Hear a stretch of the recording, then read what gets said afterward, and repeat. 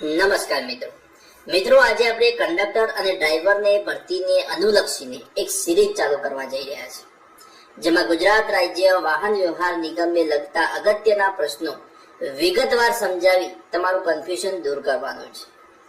તો મિત્રો, આ સિરીઝની શરૂઆત કરીએ પ્રશ્ન નંબર 1 થી કે જીએસઆરટીસી નું પૂરું નામ શું છે?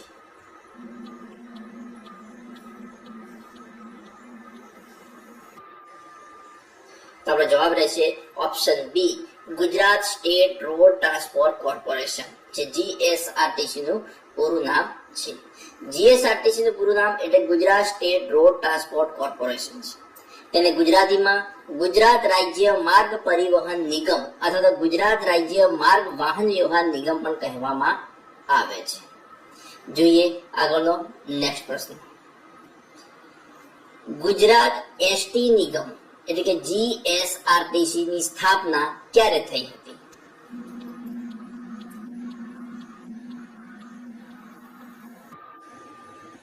તો આપણો જવાબ રહેશે ઓપ્શન એ, 1 મે 1960 ના રોજ ગુજરાત એસટી નિગમ એટલે કે જીએસઆરટીસી ની સ્થાપના થઈ હતી.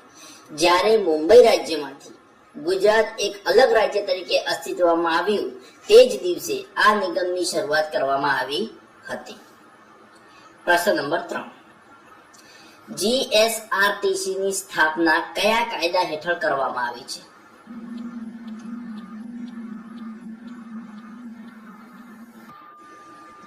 તો જવાબ છે option B, road transport corporation act 1950 હેઠળ જીએસઆરટીસી ની સ્થાપના કરવામાં આવી છે. જીએસઆરટીસી ની સ્થાપના કેન્દ્ર સરકારના રોડ ટ્રાન્સપોર્ટ કોર્પોરેશન એક્ટ 1950 હેઠળ કરવામાં આવી છે અને આ કાયદાની કલમ 3 હેઠળ રાજ્ય સરકારોને પોતાના રાજ્યમાં કાર્યક્ષમ અને સસ્તી જાહેર પરિવહન સેવા પૂરી પાડવા માટે રોડ ટ્રાન્સપોર્ટ કોર્પોરેશન સ્થાપવાની સત્તા મળે છે અને આ અંતર્ગત ગુજરાત સરકારે ગુજરાત રાજ્ય માર્ગ પરિવહન નિગમના નિયમો 1971 પણ બનાવેલા છે. જોઈએ પ્રશ્ન નંબર 4. જીએસઆરટીસી નું મુખ્ય મથક ક્યાં આવેલું છે?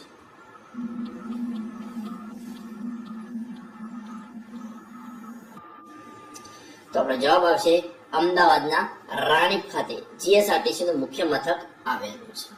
જીએસઆરટીસી નું મુખ્ય મથક અમદાવાદ ખાતે આવેલું છે અને તેનું ચોક્કસ સરનામું જોઈએ તો કે મધ્યસ્થ કચેરી રાણીપ બસ ટર્મિનલની પાસે, અમદાવાદ. નેક્સ્ટ પ્રશ્ન નંબર 5.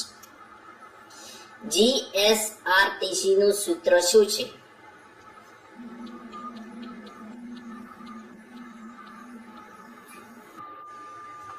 તો જવાબ છે સલામત સવારી એસટી અમારી, જે જીએસઆરટીસી નું સૂત્ર છે. જીએસઆરટીસી નું સૌથી પ્રખ્યાત અને મુખ્ય સૂત્ર એટલે સલામત સવારી એસટી અમારી છે અને આ ઉપરાંત મુસાફરોની સુવિધા અને સેવામાં સુધારો કરવા માટે નિગમ દ્વારા અન્ય કેટલાક પ્રચલિત સૂત્રોને પણ ઉપયોગ કરવામાં આવે છે, જેવા કે મુખ્ય સૂત્ર તરીકે તો સલામત સવારી એસટી અમારી. સેવા માટેનું સૂત્ર જોઈએ તો કે વધુ બસ સારી બસ. ગુણવત્તાનું સૂત્ર જોઈએ તો કે સ્વચ્છ, સલામત અને સમયબદ્ધ. અને વિકાસનું સૂત્ર જોઈએ તો કે એસટી બસ આપણો સાથ આપણો વિકાસ. જોઈએ પ્રશ્ન નંબર 6.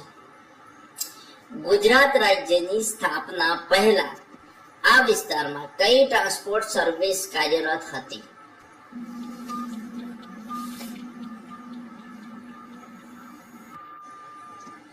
તો જવાબ છે Bombay state road transport corporation એટલે કે બીએસઆરટીસી કાર્યરત હતી. 1 મે 1960 ના રોજ ગુજરાત અલગ રાજ્ય બન્યું તે પહેલા આ વિસ્તાર વિશાળ મુંબઈ રાજ્યનો ભાગ હતો અને તે સમયે આ વિસ્તારમાં મુખ્યત્વે સરકારી રોડ ટ્રાન્સપોર્ટ સેવાઓ કાર્યરત હતી, જેમાં Bombay state road transport corporation એટલે કે બીએસઆરટીસી ગુજરાતના મોટા ભાગના વિસ્તારો જેમ કે ઉત્તર ગુજરાત, મધ્ય ગુજરાત અને દક્ષિણ ગુજરાત મુંબઈ રાજ્ય હેઠળ આવતા હોવાથી ત્યાં બીએસઆરટીસી ની બસો દોડતી હતી. 1 મે 1960 ના રોજ વિભાજન થતા બીએસઆરટીસી માંથી જીએસઆરટીસી ગુજરાત માટે અને MSRTC મહારાષ્ટ્ર માટે અલગ પડ્યા. મિત્રો, એક વાત જણાવી દઉં કે સૌરાષ્ટ્ર વિસ્તાર જ્યારે અલગ સૌરાષ્ટ્ર રાજ્ય તરીકે ઓળખાતો હતો, કયા નામથી ઓળખાતો? સૌરાષ્ટ્ર રાજ્ય તરીકે ઓળખાતો હતો, અને ત્યારે ત્યાં SSRTC હેઠળ બસ સેવાઓ સંચાલિત થતી હતી. બાદમાં તે પણ મુંબઈ રાજ્ય અને અંતે GSRTC માં ભળી ગઈ. Kutch state motor transport corporation Kutch વિસ્તારમાં ટ્રાન્સપોર્ટ બોડી સ્થાનિક પરિવહન સંભાળતી હતી, જેનો બાદમાં GSRTC માં સમાવેશ કરવામાં આવ્યો. જોઈએ પ્રશ્ન નંબર 7. GSRTC ના વહીવટી માળખામાં સૌથી સર્વોચ્ચ હોદ્દો કયો છે?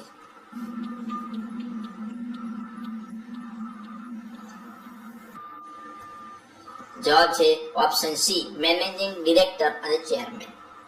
GSRTC ના વહીવટી માળખામાં સૌથી સર્વોચ્ચ હોદ્દો ચેરમેનનો છે. કોનો છે? ચેરમેનનો છે. પરંતુ નિગમનું રોજના તમામ કાર્યનું સંચાલન અને વહીવટ નિર્ણયો લેવાની મુખ્ય જવાબદારી વાઇસ ચેરમેન અને મેનેજિંગ ડિરેક્ટરની છે, એટલે કે VC અને MD ની છે. વાઇસ ચેરમેન અને મેનેજિંગ ડિરેક્ટરની હોય છે. અને આ પદ પર સામાન્ય રીતે સિનિયર IAS એટલે કે ઇન્ડિયન એડમિનિસ્ટ્રેટિવ સર્વિસ કક્ષાના અધિકારીની નિમણૂક કરવામાં આવે છે. કેન્દ્રીય સ્તર એટલે કે સેન્ટ્રલ ઓફિસ અમદાવાદમાં ચેરમેન તરીકે નિગમના સર્વોચ્ચ વડા હોય છે. વાઇસ ચેરમેન અને મેનેજિંગ ડિરેક્ટર તરીકે મુખ્ય વહીવટી અને કારોબારી વડા હોય છે, જ્યારે એક્ઝિક્યુટિવ ડિરેક્ટર અને જનરલ મેનેજર જે વહીવટ, ઓપરેશન અને વિજિલન્સ વિભાગોના વડા હોય છે. પ્રશ્ન નંબર 8 કે હાલમાં GSRTC માં કુલ કેટલા વહીવટી વિભાગો આવેલા છે?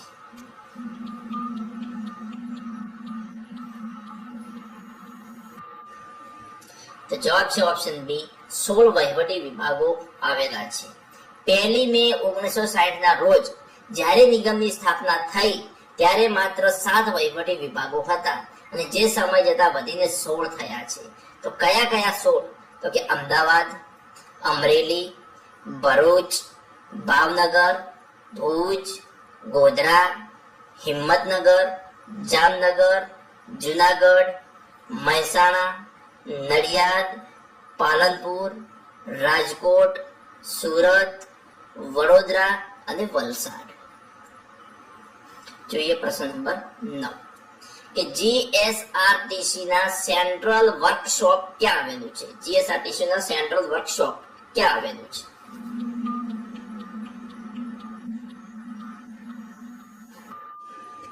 તો જવાબ છે નરોડા, અમદાવાદ ખાતે સેન્ટ્રલ વર્કશોપ આવેલું છે. GSRTC ની સેન્ટ્રલ વર્કશોપ એટલે મધ્યસ્થ યંત્રાલય નરોડા, અમદાવાદ ખાતે આવેલી છે. જ્યારે નિગમની મુખ્ય વહીવટી કચેરી રાણીપ ખાતે આવેલી છે, ત્યારે બસોના મુખ્ય સમારકામ અને નવી બસોની બોડી બિલ્ડિંગ માટેની આ central ST workshop Naroda road પર કાર્યરત છે.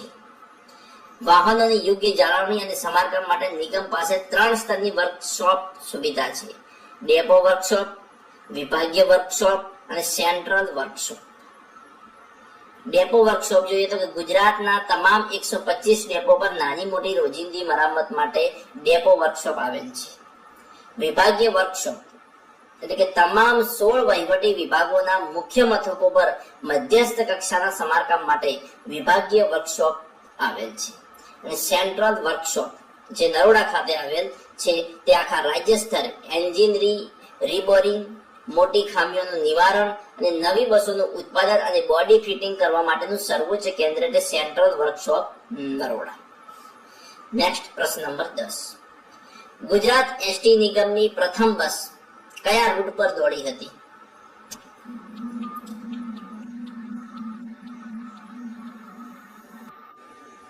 તો જવાબ છે પુણે થી અહમદનગર, એટલે કે BSRTC ના સમયમાં પુણે થી અહમદનગર રૂટ પર સૌપ્રથમ બસ દોડી હતી.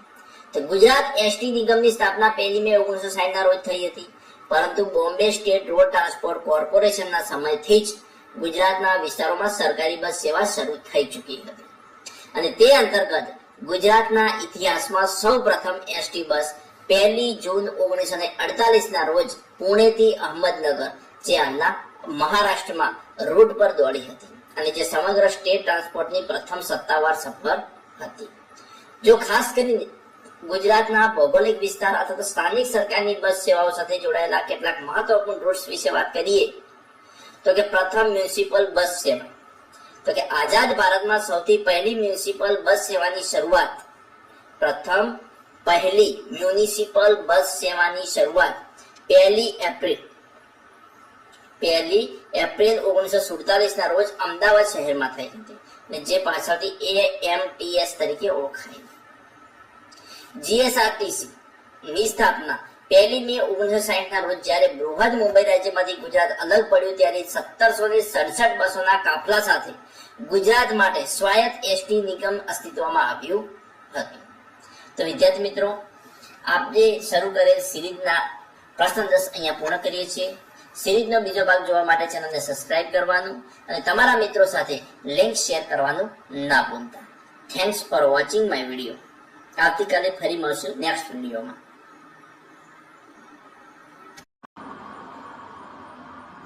નમસ્કાર મિત્રો, ગુજરાત માર્ગ પરિવહન નિગમના અગત્યના પ્રશ્નોમાં આપનું હાર્દિક સ્વાગત છે. મિત્રો, જોઈએ પ્રશ્ન નંબર 11 કે જીએસઆરટીસી કયા સરકારી મંત્રાલય હેઠળ કામ કરે છે?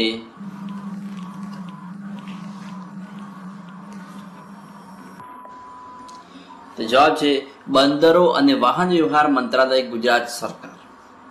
જીએસઆરટીસી એટલે કે ગુજરાત રાજ્ય માર્ગ વાહન વ્યવહાર નિગમ ગુજરાત સરકારના બંદરો અને વાહન વ્યવહાર વિભાગ હેઠળ કામ કરે છે. તેનું મુખ્ય મંત્રાલય તે ગુજરાત સરકાર હસ્તકનું એક જાહેર સાહસ છે જેની સ્થાપના 1 મે 1960 ગુજરાત રાજ્યની સ્થાપના સાથે થયેલ છે. પ્રશ્ન નંબર 12 એસટી નિગમના પ્રતીકમાં કયા પક્ષી અથવા તો પ્રાણીનું ચિહ્ન જોવા મળે છે?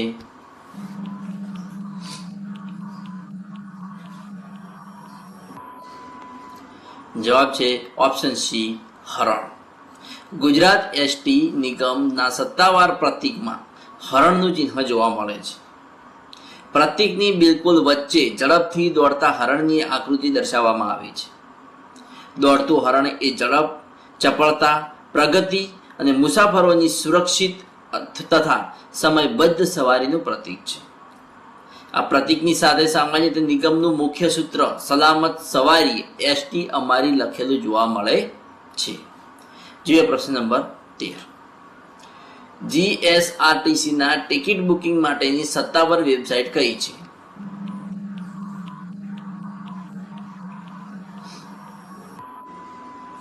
જવાબ રહેશે ઓપ્શન બી, www.gsrtc.in.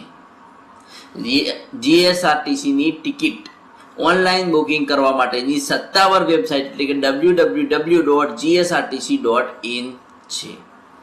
Online bus ticket book અને કેન્સલ કરી શકાય છે. વિવિધ રૂટની બસોનો સમય જાણી શકાય છે. બસ અત્યારે ક્યાં પહોંચી છે તેની લાઈવ માહિતી મેળવી શકાય છે. એન્ડ્રોઈડ અને આઈફોન માટેની જીએસઆરટીસી ઓફિશિયલ એપ પણ ઉપલબ્ધ છે. જોઈએ નેક્સ્ટ પ્રશ્ન નંબર 14 જીએસઆરટીસીમાં વોલ્વો બસો કયા બ્રાન્ડ નેમ હેઠળ ચલાવવામાં આવે છે?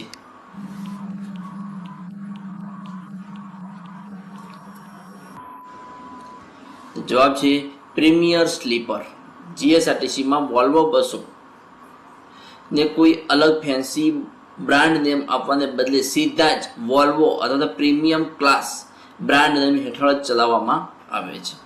જ્યારે અન્ય રાજ્યો જેમ કે કર્ણાટકમાં ઐરાવત વોલ્વો બસ માટે શબ્દ અલગ સબ બ્રાન્ડ વાપરે છે, તેનાથી ઉલટું ગુજરાત એસટી નિગમ તેની ટિકિટ બુકિંગ સિસ્ટમ અને બસો પર સીધું જ આ કેટેગરીના નામોનો ઉપયોગ કરે છે, વોલ્વો સીટર અથવા તો વોલ્વો સ્લીપર. જીએસઆરટીસીમાં સામાન્ય લક્ઝરીઝ એક્સપ્રેસ બસો માટે ગુર્જરનગરી બ્રાન્ડ નેમનો ઉપયોગ થાય છે, પણ વોલ્વો થતો નથી. વોલ્વોમાં વોલ્વો સીટર અથવા તો વોલ્વો સ્લીપરનો ઉપયોગ થાય છે. જોઈએ પ્રશ્ન નંબર 15 કે જીએસઆરટીસી દ્વારા કઈ નવી પર્યાવરણ અનુકૂળ બસો તાજેતરમાં શરૂ કરવામાં આવી છે?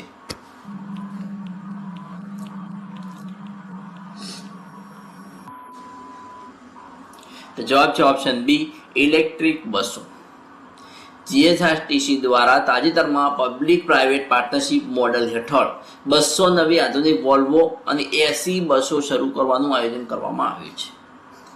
ગુજરાત સરકારના પર્યાવરણ અનુકૂળ અને આધુનિક ગ્રીન ટ્રાન્સપોર્ટ અભિયાન અંતર્ગત આ બસોને તબક્કાવાર રીતે પબ્લિક સેવામાં મૂકવામાં આવી રહી છે.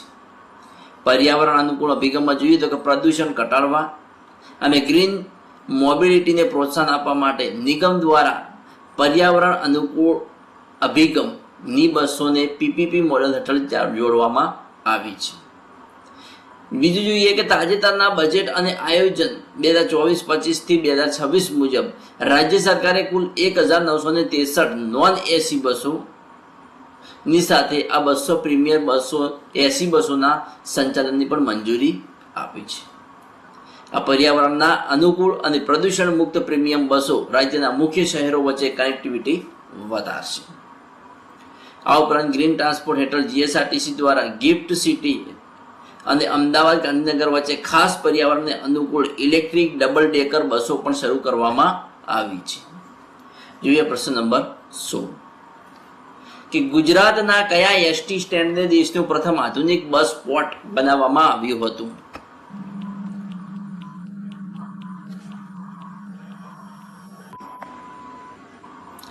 તો જવાબ રહેશે ઓપ્શન સી, વડોદરા સેન્ટ્રલ.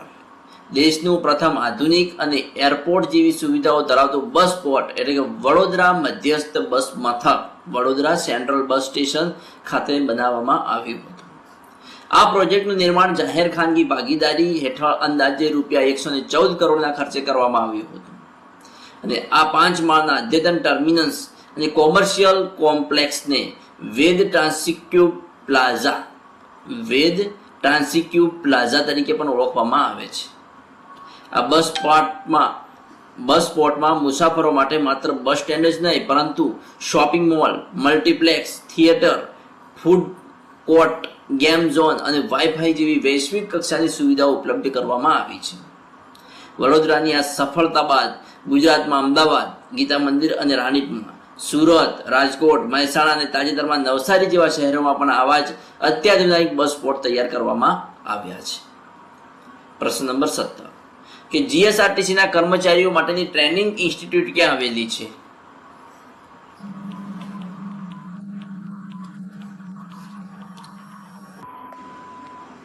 તો જવાબ છે ઓપ્શન એ, અમદાવાદ. કે જીએસઆરટીસીના કર્મચારીઓ જેમ કે ડ્રાઈવર, કંડક્ટર અને મિકેનિકલ સ્ટાફ માટેની મુખ્ય સેન્ટ્રલ ટ્રેનિંગ ઇન્સ્ટિટ્યૂટ કેન્દ્રીય તાલીમ સંસ્થા અમદાવાદના નરોડા ખાતે આવેલી છે. ક્યાં આવેલી છે? અમદાવાદના નરોડા ખાતે. આ તાલીમ કેન્દ્ર અમદાવાદના નરોડા પાટિયા પાસે આવેલા જીએસઆરટીસી સેન્ટ્રલ વર્કશોપના કેમ્પસમાં જ કાર્યરત છે અને અહીં નવા ભરતી થયેલા કર્મચારીઓને ફરજ વિષયક તાલીમ, ડ્રાઈવરોને અકસ્માત મુક્ત ડ્રાઇવિંગ માટે ડિફેન્સિવ ડ્રાઇવિંગની ટ્રેનિંગ તેમજ ટેકનિકલ સ્ટાફને બસ મેન્ટેનન્સની ખાસ ટ્રેનિંગ આપવામાં આવે છે.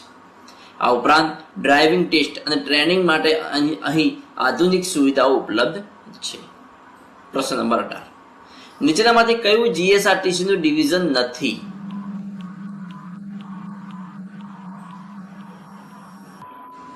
તો જવાબ છે આણંદ. આણંદ એ જીએસઆરટીસીનું ડિવિઝન નથી, જ્યારે નડિયાદ, મહેસાણા અને ભુજ જે જીએસઆરટીસીના ડિવિઝન છે. દરેક ડિવિઝનના સર્વોચ્ચ વડા તરીકે ડિવિઝનલ કંટ્રોલર એટલે કે ડીસી ફરજ બજાવે છે અને આ તમામ ગુજરાતમાં કેટલા ડિવિઝન આપેલા છે? તો ગુજરાતમાં 16 ડિવિઝન આપેલા છે અને તમામ 16 ડિવિઝનનું મુખ્ય સંચાલન અમદાવાદના રાણી બસ ટર્મિનલ પાસે આવેલી સેન્ટ્રલ ઓફિસ દ્વારા થાય છે. પ્રશ્ન નંબર 19 કે જીએસઆરટીસી દ્વારા મહિલાઓ માટે ખાસ કયા પ્રકારની બસ સેવા અથવા તો સીટો અનામત રાખવામાં આવે છે?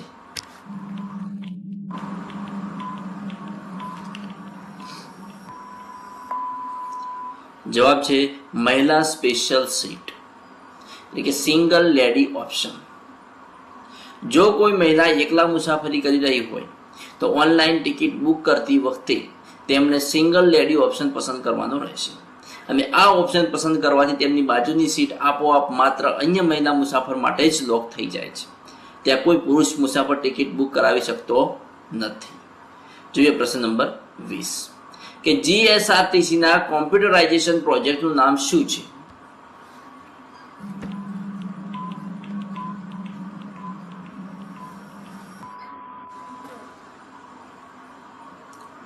તો જવાબ છે જીએસટી ઓનલાઈન.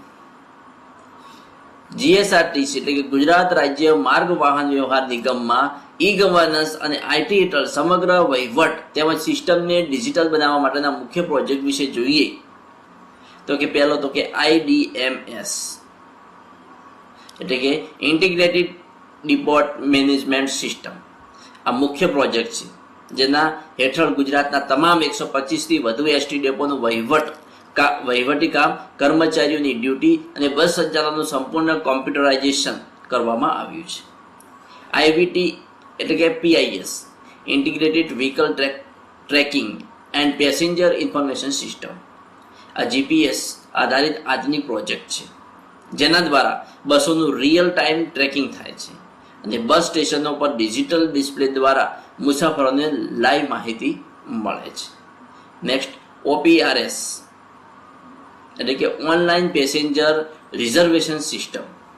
નિગમનો આ પ્રોજેક્ટ મુસાફરોને જીએસઆરટીસી સત્તાવાર વેબસાઇટ અને મોબાઈલ એપ દ્વારા ઓનલાઈન ટિકિટ તથા ઈ ટિકિટ બુકિંગની સુવિધા પૂરી પાડે છે. UTS એટલે કે અનફીડ ટિકિંગ સોલ્યુશન. બસોની અંદર એન્ડ્રોઈડ આધારિત આધુનિક ઇલેક્ટ્રિક ટિકિટિંગ મશીન દ્વારા એટલે કે ETM મશીન દ્વારા કંડક્ટરોને ડિજિટલ ટિકિટ આપવા માટેનો આ પ્રોજેક્ટ છે. કયો? UTS. તો મિત્રો આ હતા આજના મોસ્ટ IMP ટોપ 10 પ્રશ્નો. નેક્સ્ટ ટોપ 10 પ્રશ્નો જોવા ચેનલને સબસ્ક્રાઇબ કરવાનું અને તમારા મિત્રો સાથે લિંક શેર કરવાનું ના ભૂલતા. Thanks for watching my video.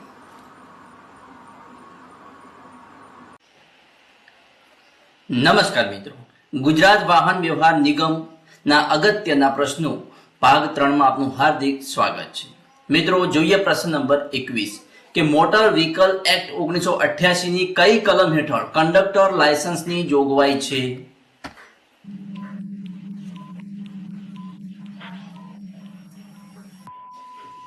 તો આપણો જવાબ છે ઓપ્શન સી કલમ 29. મોટર વ્હીકલ એક્ટ 1988 ના પ્રકરણ 3 હેઠળ કંડક્ટર લાયસન્સ સંબંધિત જોગવાઈઓ કાયદાની અલગ અલગ કલમોમાં દર્શાવવામાં આવી છે. તેમાં મુખ્યત્વે બે કલમો સૌથી મહત્વની છે. કઈ? તો કે કલમ 29 અને કલમ 30.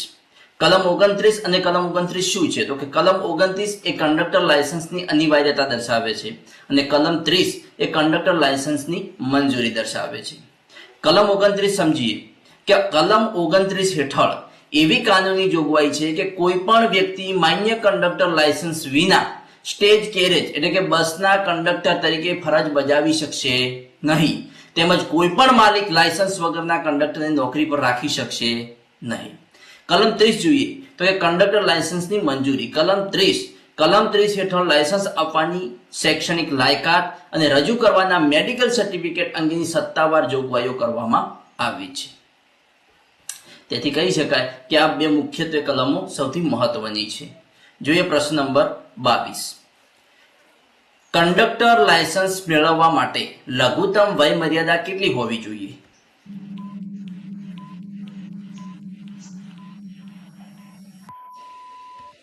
જવાબ રહેશે ઓપ્શન બી 18 વર્ષ. અરજી કરનારની ઉંમર ઓછામાં ઓછી 18 વર્ષ હોવી ફરજિયાત છે. ઉમેદવાર ઓછામાં ઓછું ધોરણ 10 પાસ એટલે કે SSC પાસ હોવો જોઈએ. અરજી કરનાર શારીરિક અને માનસિક રીતે સક્ષમ હોવો જોઈએ, જેના માટે સરકારી ડોક્ટરનું મેડિકલ સર્ટિફિકેટ રજૂ કરવાનું રહે છે. જોઈએ પ્રશ્ન નંબર 23. કંડક્ટર લાયસન્સ મેળવવા માટે કયું સર્ટિફિકેટ અનિવાર્ય છે?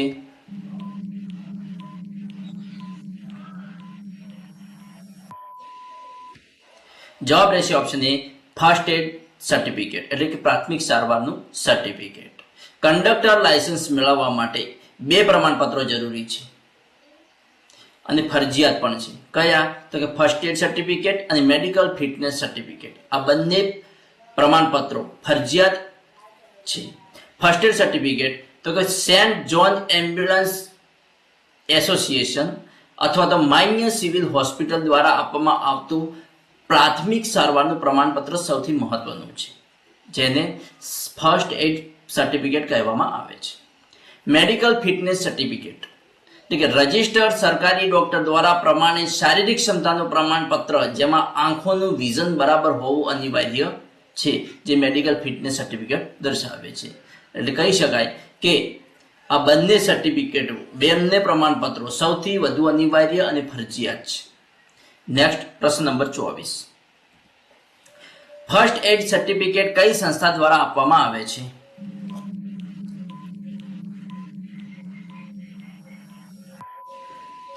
તો આપણો જવાબ રહેશે ઓપ્શન ડી, એ અને બી બંને. એટલે કે રેડ ક્રોસ સોસાયટી દ્વારા પણ આપવામાં આવે છે અને સેન્ટ જોન એમ્બ્યુલન્સ એસોસિએશન દ્વારા પણ આપવામાં આવે છે. કંડક્ટર લાયસન્સ મેળવવા માટે જરૂરી ફર્સ્ટ એડ સર્ટિફિકેટ મુખ્યત્વે સેન્ટ જોન એમ્બ્યુલન્સ એસોસિએશન અથવા તો ઇન્ડિયન રેડ ક્રોસ સોસાયટી દ્વારા આપવામાં આવે છે. આ બંને વિશે જોઈએ. પહેલા જોઈએ ઇન્ડિયન રેડ ક્રોસ સોસાયટી, કે ગુજરાતમાં કંડક્ટરની ભરતી અને લાયસન્સ માટે તાલીમ મેળવવા માટે ઉમેદવારોએ પોતાના જિલ્લામાં આવેલી ઇન્ડિયન રેડ ક્રોસ સોસાયટીની બ્રાન્ચનો સંપર્ક કરવાનો રહે છે અને આ સંસ્થા દ્વારા નિયત દિવસોની પ્રાથમિક સારવારની તાલીમ આપ્યા બાદ સત્તાવાર પ્રમાણપત્ર આપવામાં આવે છે. કયું? First aid certificate. બીજું જોઈએ કે સેન્ટ જોન એમ્બ્યુલન્સ એસોસિએશન, કે મોટર વાહન અધિનિયમ અનુસાર કંડક્ટર લાયસન્સની અરજીમાં આ સંસ્થાનું એડલ્ટ ફર્સ્ટ એડ સર્ટિફિકેટ સત્તાવાર રીતે માન્ય ગણવામાં આવે છે. જોઈએ પ્રશ્ન નંબર 25. કંડક્ટરની મુખ્ય ફરજ કઈ છે?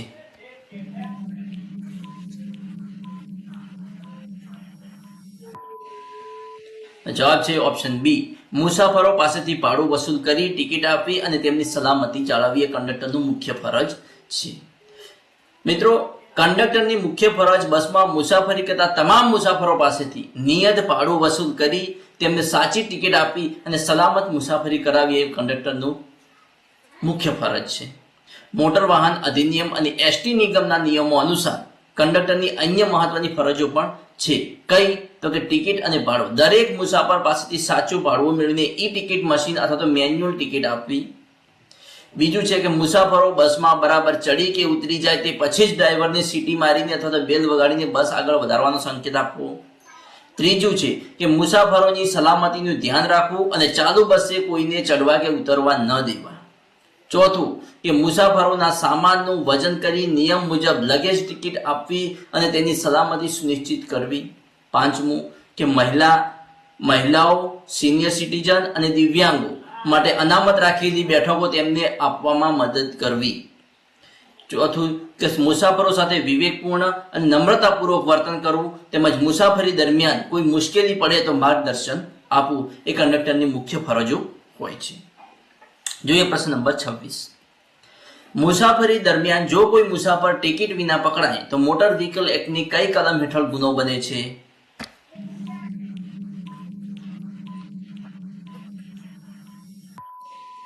તો જવાબ રહેશે આપણો ઓપ્શન બી, કલમ 178 હેઠળ ગુનો બને છે.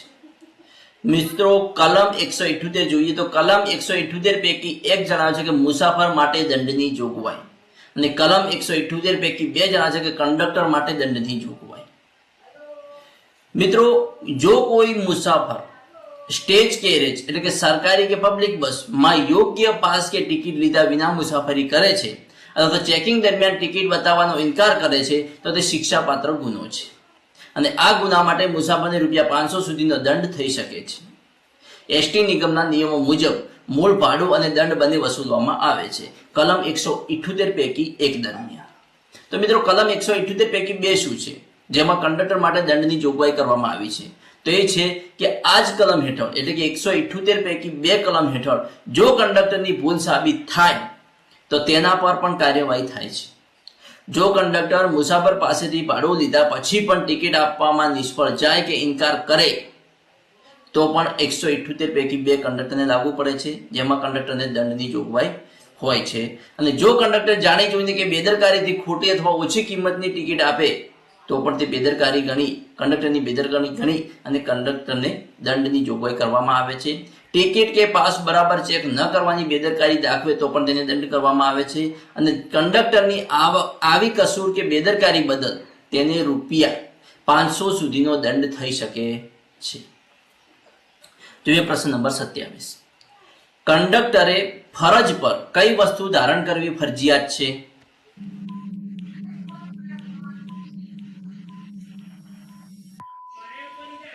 તો જવાબ રહેશે ઓપ્શન એ, યુનિફોર્મ અને નેમ પ્લેટ જે બેજ કહેવામાં આવે છે તે વસ્તુ ધારણ કરવી ફરજિયાત છે. કંડક્ટરે બસમાં ફરજ દરમિયાન અન્ય ઘણી બધી વસ્તુઓ ફરજિયાત ધારણ કરવી પડે છે. જોઈએ તો કે એક છે યુનિફોર્મ. યુનિફોર્મ એટલે કે ગણવેશ. સરકારે નિયત કરેલો ખાખી અથવા તો પૂર્વ નિર્ધારિત કલરનો સ્વચ્છ યુનિફોર્મ પહેરવો ફરજિયાત છે. બીજું છે કે કંડક્ટર બેજ. આરટીઓ દ્વારા આપવામાં આવેલો સત્તાવાર કંડક્ટર બેજ યુનિફોર્મ પર દેખાય તે રીતે લગાવવો અનિવાર્ય છે. ત્રીજું છે કે નેમ પ્લેટ. કંડક્ટરનું પૂરું નામ દર્શાવતી પ્લેટ ડાબી કે જમણી તરફના ખિસ્સા પર લગાવવાની રહે છે. બીજું છે કે વિસલ એટલે કે સીટી. મુસાફરો બસમાં ચડી ઉતરી ગયા બાદ ડ્રાઈવરને સંકેત આપવા માટે વિસલ દોરી સાથે ગળામાં રાખવી જરૂરી છે અને ફરજિયાત પણ છે. બ્લેક શૂઝ એટલે કે કાળા બૂટ. ગણવેશના ભાગરૂપે કાળા કલરના બૂટ અને મોજા પહેરવા ફરજિયાત છે. કંડક્ટરે ફરજ પર આટલી વસ્તુ ધારણ કરવી ફરજિયાત છે. જોઈએ પ્રશ્ન નંબર 28. બસ ઉપડતા પહેલા કંડક્ટરે ડ્રાઈવરને શું સંકેત આપવાનો હોય છે?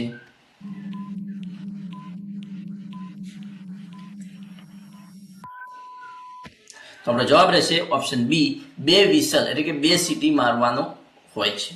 બસ ઉપાડતા પહેલા કંડક્ટરે ડ્રાઈવરને વિસલ એટલે કે સીટી મારીને અથવા તો બેલ અથવા ઘંટડી વગાડીને ચોક્કસ સંકેત આપવાનો હોય છે.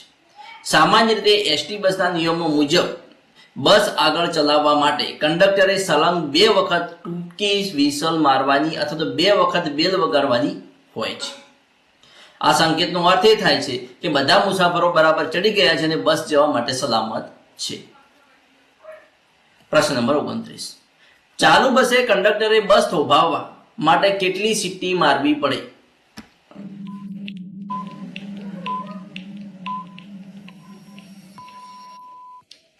તો આપણો જવાબ રહેશે ઓપ્શન એ, 1 સીટી મારવી પડે. ચાલુ બસે કંડક્ટરે બસ થોભાવવા માટે 1 લાંબી સીટી મારવી પડે છે. કંડક્ટર અને ડ્રાઈવર વચ્ચે સીટી મારવાના મુખ્ય નિયમો જોઈએ તો 1 લાંબી સીટી બસ ઊભી રાખવા માટે અને 2 ટૂંકી સીટી બસ આગળ ઉપાડવા માટે અને 3 કે તેથી વધુ સીટી કટોકટીના સમય અથવા તાત્કાલિક બસ રોકવા માટે, ઇમરજન્સી સ્ટોપ માટે 3 કે તેથી વધુ સીટી મારવી પડે છે. જોઈએ પ્રશ્ન નંબર 30. બસ રિવર્સ લેતી વખતે કંડક્ટરે કેટલી સીટી મારવી જોઈએ?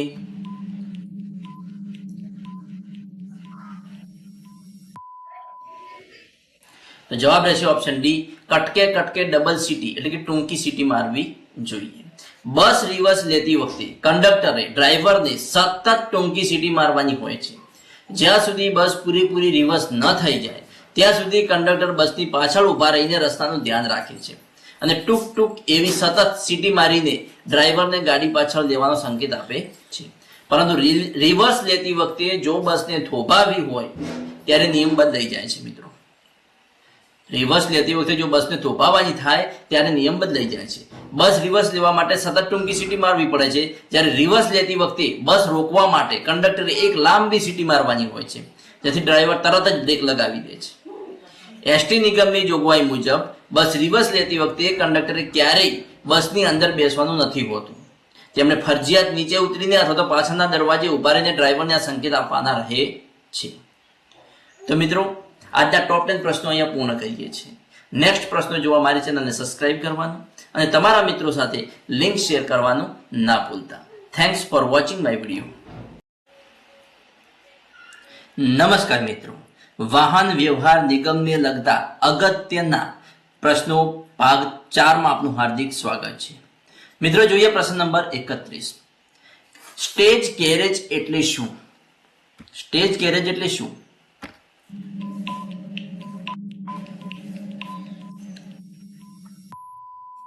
તો આપણો જવાબ રહેશે ઓપ્શન એ કે નક્કી કરેલા ભાડાને રૂટ પર સ્ટેજ વાઇઝ ચાલતી બસ એટલે સ્ટેજ ગેરેજ.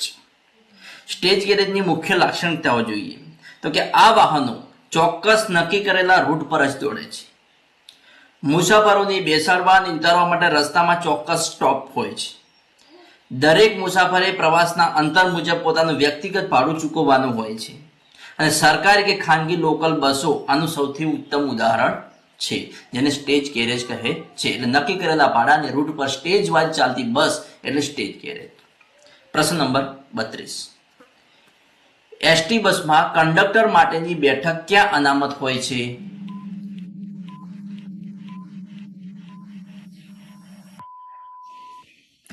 તો જવાબ છે ઓપ્શન બી, બસની પાછળના દરવાજા પાસેની સીટ એસટી બસમાં કંડક્ટર માટેની અનામત બેઠક હોય છે.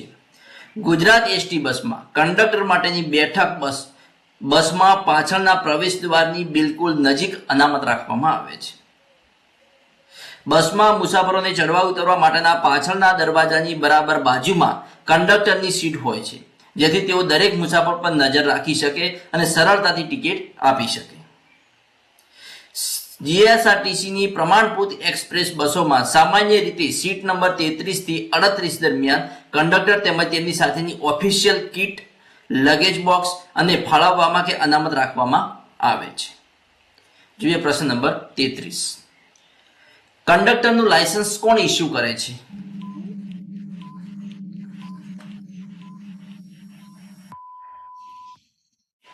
તો આપણો જવાબ રહેશે option B, regional transport officer, એટલે કે આરટીઓ. મિત્રો, આરટીઓ નું ફૂલ ફોર્મ છે રિજિયોનલ ટ્રાન્સપોર્ટ ઓફિસર, જે કંડક્ટરનું લાયસન્સ ઇસ્યુ કરે છે. ગુજરાતમાં એસટી કે કોઈ પણ જાહેર સ્ટેજ કેરેજ બસમાં કંડક્ટર તરીકે ફરજ બજાવતા લાયસન્સ અને બેજ હોવો કાયદાકીય રીતે ફરજિયાત છે.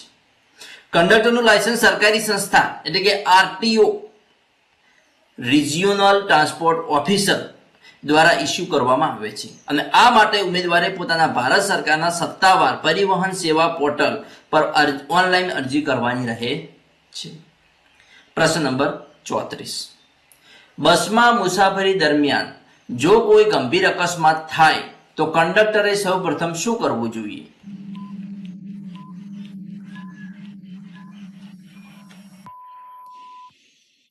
તો જવાબ રહેશે ઓપ્શન બી, કે ઈજાગ્રસ્તોને પ્રાથમિક સારવાર આપી 108 અથવા તો પોલીસને જાણ કરવી એ તેનું પ્રથમ કાર્ય રહેશે. મિત્રો, તાત્કાલિક પગલાં લેવાના જોઈએ તો કે કંડક્ટરે શું તાત્કાલિક પગલાં લેવા જોઈએ? તો કે ડ્રાઈવરની મદદથી બસનું એન્જિન બંધ કરાવવું પહેલું તો, અને જો આગ લાગવાનો ભય હોય તો મુસાફરોને તાત્કાલિક ઇમરજન્સી દરવાજે બારીઓથી બહાર કાઢવા. કંડક્ટર પાસે ફર્સ્ટ એડનું સર્ટિફિકેટ હોય છે. બસમાં રહેલી ફર્સ્ટ એડ કીટનો ઉપયોગ કરી ગંભીર રીતે ઇજાગ્રસ્ત મુસાફરોની તાત્કાલિક સારવાર શરૂ કરવી જોઈએ. જેમ કે લોહી વહેતું હોય તો તેને અટકાવવાની પ્રોસેસ કરવી જોઈએ. બીજું જોઈએ કે મિત્રો, કંડક્ટરે કોઈ પણ વિલંબ વગર પોતાના મોબાઈલથી 108, 100 નંબર કે 112 પર તરત જાણ કરવી પડે. ઈજાગ્રસ્તોને હોસ્પિટલ પહોંચાડવા માટે સૌપ્રથમ તો એમ્બ્યુલન્સને બોલાવવું પડે. જો એવો કોઈ કેસ હોય તો 108 પર ફોન કરી ઈજાગ્રસ્તોને હોસ્પિટલ પહોંચાડવા માટે એમ્બ્યુલન્સને બોલાવવી પડે. અથવા તો કોઈ પોલીસનો કેસ હોય તો અકસ્માતની જાણ નજીકના પોલીસ સ્ટેશનને જરૂર કરવી જોઈએ, 100 નંબર કે 112 નંબર પર કોલ કરીને.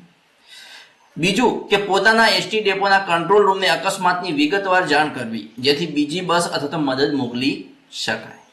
આ કંડક્ટરના મુખ્ય કાર્યો હોઈ શકે છે. જોઈએ પ્રશ્ન નંબર 35.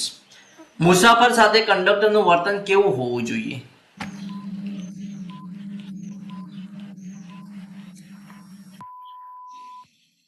તો આપણો જવાબ રહેશે નમ્ર અને વિવેકપૂર્ણ વર્તન હોવું જોઈએ. બસમાં મુસાફરી કરતા લોકો સાથે કંડક્ટરનું વર્તન નમ્ર, વિવેક અને મદદરૂપ હોવું જોઈએ. કંડક્ટર એ એસટી કે કોઈ પણ પરિવહન સંસ્થાનો મુખ્ય ચહેરો છે, તેથી તેમનું વર્તન સંસ્થાની છાપ નક્કી કરે છે. મોટર વાહન અધિનિયમ અને એસટીના નિયમો અનુસાર મુસાફરો સાથે કંડક્ટરનું વર્તન કેવું હોવું જોઈએ? કે નમ્રતા અને આદરપૂર્વક વ્યવહાર હોવું જોઈએ. મુસાફરો બસમાં ચડે ત્યારે તેમની સામે વિવેકપૂર્ણ ભાષામાં વાત કરવી જોઈએ. આવો, બેસો જેવા આદરપૂર્વક શબ્દનો ઉપયોગ કરવો જોઈએ. કોઈ મુસાફર ગુસ્સામાં હોય કે ઉગ્ર દલીલ કરે તો પણ કંડક્ટરે પોતાનો આપો ગુમાવ્યા વગર શાંતિથી વાતચીત કરવી જોઈએ. નેક્સ્ટ પ્રશ્ન નંબર 36. કંડક્ટર લાયસન્સની મુદત પૂરી થયા પછી કેટલા દિવસમાં રિન્યુ કરાવવું પડે છે?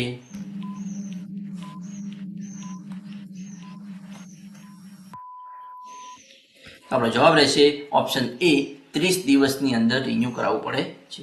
કંડક્ટર લાયસન્સની મુદત પૂરી થયા પછી તેને 30 દિવસ એટલે કે 1 મહિનાના ગ્રેસ પીરિયડની અંદર રિન્યુ કરાવી લેવું પડે છે.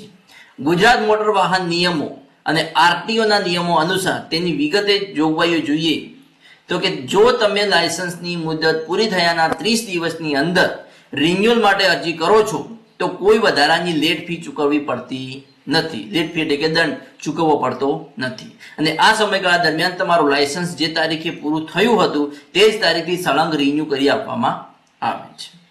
30 દિવસ પછી જો મુદત પૂરી થયાના 30 દિવસ પછી અરજી કરવામાં આવે તો નિયમ મુજબ લેટ ફી એટલે કે દંડ ભરવો પડે છે. અને આ કિસ્સામાં લાયસન્સ તમે જે દિવસે આરટીઓ માં અરજી કરશો તે તારીખથી માન્ય ગણાશે, પાછલી તારીખથી નહીં. જોઈએ આગળનો પ્રશ્ન નંબર 37 કે જો કોઈ મુસાફર બસમાં નશો કરેલી હાલતમાં જણાય તો કંડક્ટરે શું કરવું જોઈએ? તો આપણો જવાબ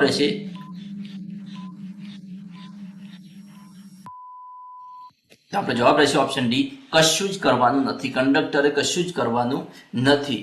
જો બસ ઉપડી ન હોય, સોરી મિત્રો, કે શાંતિ જાળવવી, પહેલા તો દલીલ ન કરવી. મિત્રો અહીંયા પ્રશ્ન સમજવાનો છે કે જો કોઈ મુસાફર બસમાં નશો કરેલી હાલતમાં જણાય, એટલે કહેવાનો મતલબ કે બસ ઉપડી ગયા પછી જો વ્યક્તિ નશો કરેલો જણાય તો શાંતિ જાળવવી અને દલીલ ન કરવી. નશામાં ધૂત વ્યક્તિ સાથે ઉગ્ર દલીલબાજી કરવાથી સ્થિતિ વધુ બગડી શકે છે. તેથી કંડક્ટરે શાંત રહી તેની જગ્યાએ બેસાડી રાખવો જોઈએ.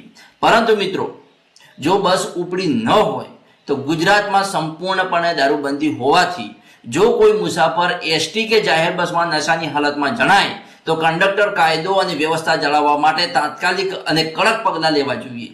ચાલુ મુસાફરી આવા મુસાફર અન્ય લોકો માટે જોખમ કે અડચણ ઊભી કરી શકે છે.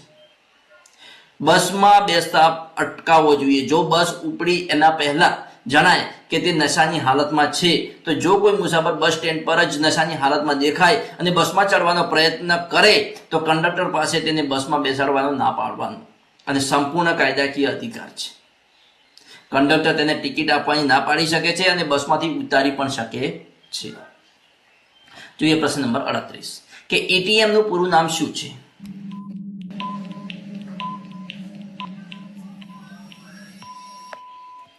તો આપણો જવાબ રહેશે ઓપ્શન એ, ઇલેક્ટ્રોનિક ટિકિટ મશીન, જે ઈટીએમ નું ફૂલ ફોર્મ છે. ઈટીએમ મશીનનું પૂરું નામ શું છે? તો કે electronic ticket machine. Gujarat ST અને અન્ય જાહેર પરિવહનની બસોમાં કંડક્ટર દ્વારા મુસાફરોને ઝડપી અને ડિજિટલ ટિકિટ આપવા માટે આ હેન્ડલેન્ડ એટલે કે હાથમાં રાખી શકાય તેવું મશીનનો ઉપયોગ કરવામાં આવે છે. જોઈએ નેક્સ્ટ પ્રશ્ન નંબર 39 કે એટીએમ મશીન ચાર્જ કરવા માટે કયા વોલ્ટેજનો ઉપયોગ થાય છે?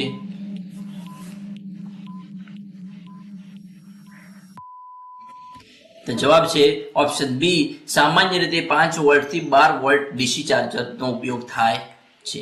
બસમાં વપરાતા ઈટીએમ એટલે કે ઇલેક્ટ્રોનિક ટિકિટ મશીનને ચાર્જ કરવા માટે 5 વોલ્ટ અથવા તો 9 વોલ્ટના ડીસી આઉટપુટ વોલ્ટેજ ધરાવતા ચાર્જરનો ઉપયોગ થાય છે.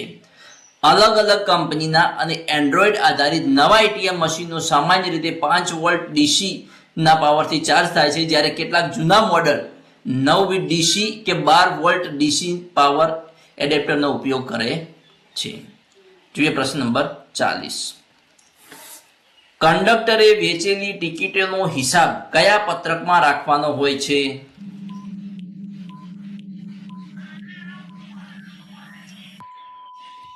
તો આપણો જવાબ રહેશે ઓપ્શન એ, લોગ શીટ અથવા તો વેબિલમાં રાખવાનો હોય છે. વેબિલમાં કંડક્ટર તેની આખી ડ્યુટી દરમિયાન સત્તાવાર રીતે નોંધો રાખવાની હોય છે. શેમાં? તો કે વેબિલમાં. જો કંડક્ટર મેન્યુઅલ ટિકિટ વાપરતા હોય તો કયા નંબર સુધીની ટિકિટ વેચાય તેની વિગત પણ વેબિલમાં રાખવાની હોય છે.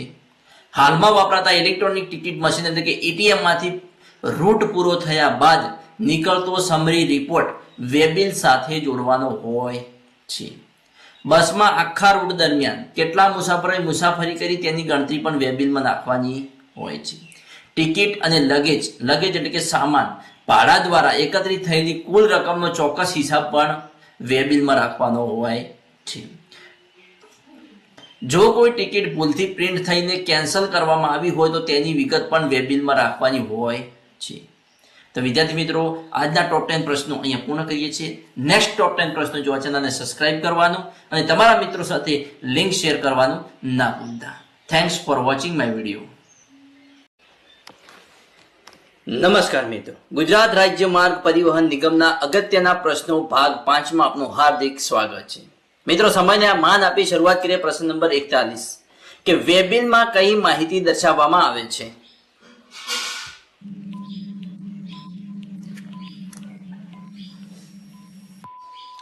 આપણો જવાબ આવશે ઉપરોક્ત તમામ રૂટનું નામ અને બસ નંબર, શરૂઆતની અને અંતિમ ટિકિટના નંબર, કુલ આવક અને મુસાફરોની સંખ્યા તમામ વિગતો વેબિલમાં દર્શાવવામાં આવે છે. જીએસઆરટીસીમાં વેબિલ એ કંડક્ટર દ્વારા રાખવામાં આવતો સૌથી મહત્વનો સત્તાવાર દસ્તાવેજ છે. તેમાં બસની મુસાફરી, ટિકિટોની આવક અને મુસાફરોની વિગતો નોંધવામાં આવે છે. વેબિલમાં મુખ્ય માહિતીઓ કઈ કઈ દર્શાવવામાં આવે છે તો કે પ્રાથમિક વિગતો દર્શાવવામાં આવે છે, ટિકિટ અને ભાડાની વિગતો દર્શાવવામાં આવે છે, મુસાફરોની સંખ્યા અને પાસ દર્શાવવામાં આવે છે, નાણાકીય હિસાબ દર્શાવવામાં આવે છે, સમય અને કિલોમીટર પણ વેબિલમાં દર્શાવવામાં આવે છે. જોઈએ પ્રશ્ન નંબર 42. એસટી બસમાં મુસાફર કેટલો સામાન મફત લઈ જઈ શકે છે.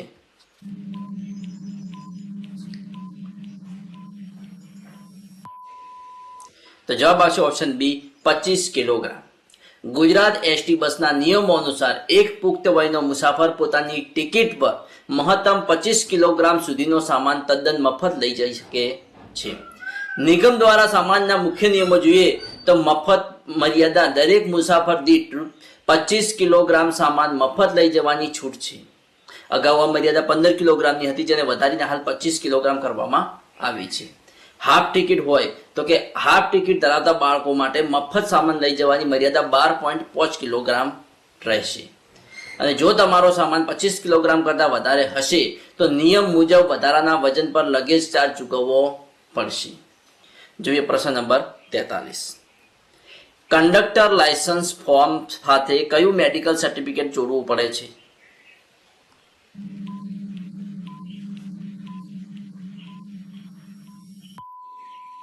જવાબ છે ઓપ્શન એ form 1A. Conductor licence form સાથે ફોર્મ 1A મેડિકલ સર્ટિફિકેટ જોડવું પડે છે. જો કે ગુજરાત પરિવહન વિભાગ એટલે કે આરટીઓ ના ગેઝેટ મુજબ આ સર્ટિફિકેટ સત્તાવાર રીતે ફોર્મ MC.CON એટલે કે મેડિકલ સર્ટિફિકેટ ફોર્મ કંડક્ટર તરીકે ઓળખાય છે, પરંતુ ડિજિટલ સાથી પોર્ટલ પર શારીરિક ફિટનેસના મેડિકલ પ્રમાણપત્ર તરીકે ફોર્મ 1H માન્ય રાખવામાં આવે છે. ફોર્મ 1A જોઈએ તો કે કંડક્ટર લાયસન્સ અને કોમર્શિયલ ટ્રાન્સપોર્ટ વાહનોના ડ્રાઇવિંગ લાયસન્સ માટે ડોક્ટર પાસેથી જ મેડિકલ સર્ટિફિકેટ ભરાવવાનું હોય છે. પ્રશ્ન નંબર 44 કે બસમાં અંધ મુસાફરો માટે ભાડામાં કેટલા ટકા રાહત આપવામાં આવે છે.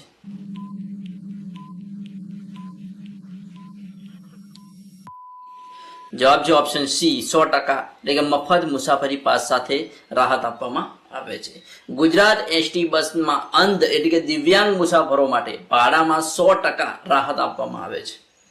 ગુજરાત સરકારના સામાજિક ન્યાય અને અધિકારિતા વિભાગ દ્વારા દિવ્યાંગો માટે મફત મુસાફરી યોજના અમલમાં મૂકવામાં આવી છે અને આ યોજના હેઠળ મુખ્ય નિયમો જોઈએ તો કે મુસાફરો માટે રાહત 40% કે તેથી વધુ અંધત્વ અથવા દિવ્યાંગતા ધરાવતી વ્યક્તિ ગુજરાત એસટીની તમામ પ્રકારની બસોમાં 100% વધુ મફત મુસાફરી કરી શકે છે. કેટલી દિવ્યાંગતા કે 40%થી વધુ દિવ્યાંગતા ધરાવતો વ્યક્તિ હોય તો તેને 100% મફત મુસાફરી કરવામાં આવે છે. અને સાથીદારો જોઈએ કે જો અંધ મુસાફર એકલો હોય અને મુસાફરી ન કરી શકે તેમ હોય તો તેની સાથે રહેલ મુસાફરનું 50% સુધીની રાહત મળવાપાત્ર છે. સાથે રહેલા માણસનું 50% ભાડું એને ચૂકવવું પડે છે. આ ફ્રી બસ પાસ સુવિધા ગુજરાત રાજ્યના તમામ લોકલ અને એક્સપ્રેસ રૂટો તેમજ ગુજરાત બહાર જતા એસટીના અંતિમ સ્ટેશન સુધીના રૂટો પર પણ માન્ય ગણાય છે, એટલે કે ગુજરાતમાં માન્ય ગણાય છે. જોઈએ પ્રશ્ન નંબર 45. એસટી નિગમ દ્વારા વિદ્યાર્થીઓ માટે કયા પાસ ઇસ્યુ કરવામાં આવે છે.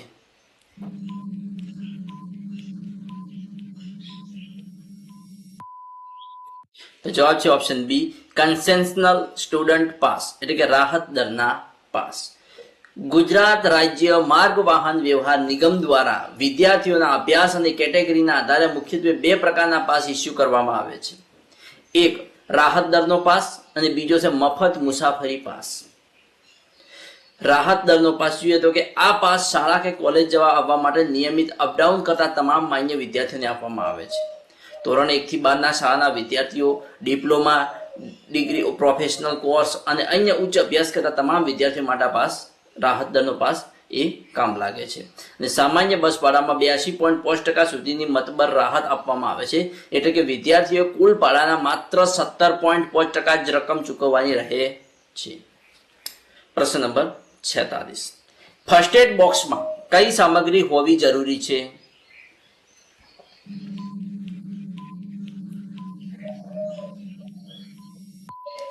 જવાબ છે ઉપરોક્ત તમામ, એટલે કે ડેટોલ, પાટો, રૂ, આયોડીન મલમ, તાવની સામાન્ય ગોળીઓ, કાતર, આ દરેક વસ્તુ ફર્સ્ટ એડ બોક્સમાં હોવી જરૂરી છે. એસટી બસ, કોઈ પણ વાહન, ઘર અથવા ઓફિસમાં રાખવામાં આવતા ફર્સ્ટ એડ બોક્સમાં કટોકટીના સમયે તાત્કાલિક સારવાર આપી શકાય તે માટે ઘા સાફ કરવા માટે, ડ્રેસિંગ માટેની સામગ્રી, સામાન્ય દવાઓ, તબીબી સાધનો, મુસાફરી અને એસટી બસ માટે ખાસ ઉપયોગી સામગ્રી હોવી જરૂરી છે.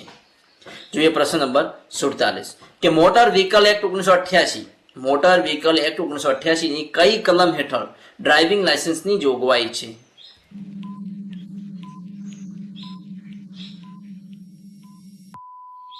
તો જવાબ છે ઓપ્શન એ કલમ 3 હેઠળ. મોટર વ્હીકલ એક્ટ 1988 ની કલમ 3 હેઠળ ડ્રાઇવિંગ લાયસન્સની જોગવાઈ કરવામાં આવી છે. આ કલમ અનુસાર કોઈ પણ વ્યક્તિ જાહેર સ્થળે ત્યાં સુધી મોટર વાહન ચલાવી શકશે નહીં જ્યાં સુધી તેની પાસે તે વાહનની કેટેગરીનું અસરકારક અને માન્ય ડ્રાઇવિંગ લાયસન્સ ન હોય. ટ્રાન્સપોર્ટ વાહન જેમ કે એસટી, બસ, ટ્રક કે ટેક્સી ચલાવવા માટે કલમ 3 હેઠળ ખાસ પ્રકારની પરવાનગી ધરાવતું લાયસન્સ હોવું ફરજિયાત છે. જોઈએ પ્રશ્ન નંબર 48. એસટી બસમાં ડ્રાઈવરની કેબિનમાં મુસાફરોને બેસવા દેવા અંગેનો શું નિયમ છે?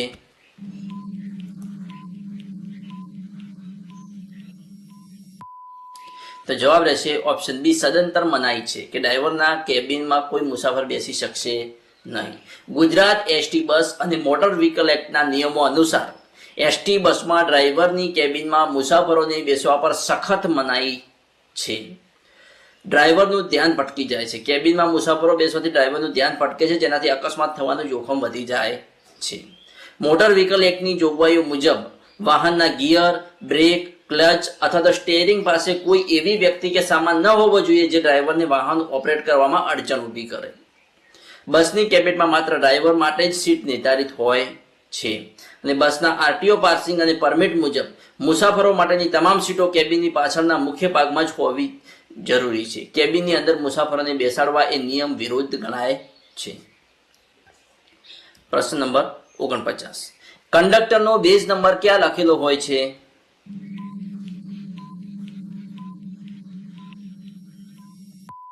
તો જવાબ છે ઓપ્શન એ તેમના ખિસ્સા પર લગાવેલ મેટલ બેઝ પર. એટલે કે કંડક્ટરનો બેઝ નંબર મુખ્યત્વે કંડક્ટરના યુનિફોર્મ એટલે કે ગણવેશ પર હોય છે. મોટર વ્હીકલ એક્ટ અને જીએસઆરટીસીના નિયમો અનુસાર ફરજ પરના કંડક્ટરે પોતાના યુનિફોર્મ પર ડાબી બાજુની છાતી પર ધાતુ અથવા તો પ્લાસ્ટિકનો સત્તાવાર બિલ્લો લગાવવો ફરજિયાત છે અને આ ગોળ અથવા લંબચોરસ બિલ્લા પર કંડક્ટરનો યુનિક બેઝ નંબર અને આરટીઓનું નામ સ્પષ્ટ અક્ષરોમાં લખેલું હોય છે. કંડક્ટરના ઓરિજિનલ લાયસન્સ કાર્ડ પર તેનો લાયસન્સ નંબર અને બેઝ નંબર અલગથી છાપેલો હોય છે. નવા નિયમ મુજબ ઓનલાઈન સારથી પોર્ટલ પર લાયસન્સ નંબર જ એ બેઝ નંબર તરીકે લિંક થયેલો હોય છે. લાયસન્સ નંબર એટલે બેઝ નંબર. મુસાફરી શરૂ થતા પહેલા કંડક્ટરે કમ્પ્યુટરાઇઝ ઈ વેબિલ અથવા તો ટ્રીપ શીટમાં ડ્રાઈવર અને પોતાના નામ સાથે પોતાનો બેઝ નંબર ફરજિયાત લખવાનો રહે છે. જોઈએ આજનો લાસ્ટ પ્રશ્ન, પ્રશ્ન નંબર 50 કે એટીએમ મશીનમાંથી નીકળતી ટિકિટ કયા પેપર પર પ્રિન્ટ થાય છે?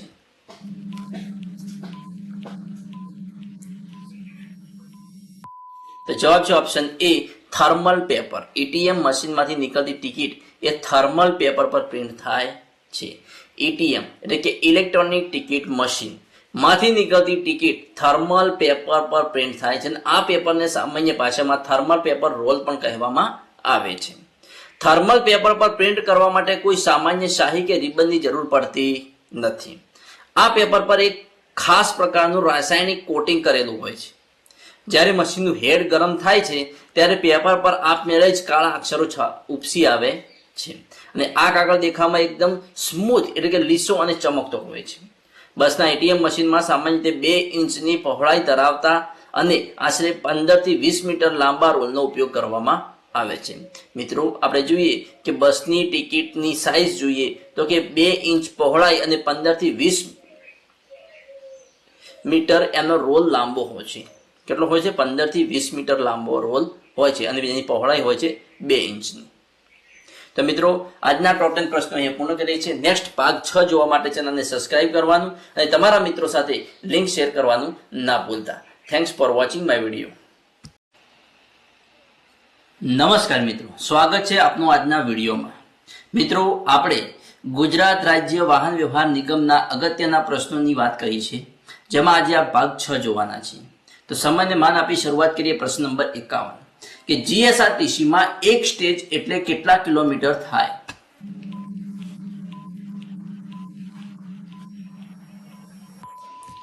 તો આપણો જવાબ રહેશે ઓપ્શન બી 6 કિલોમીટર થાય.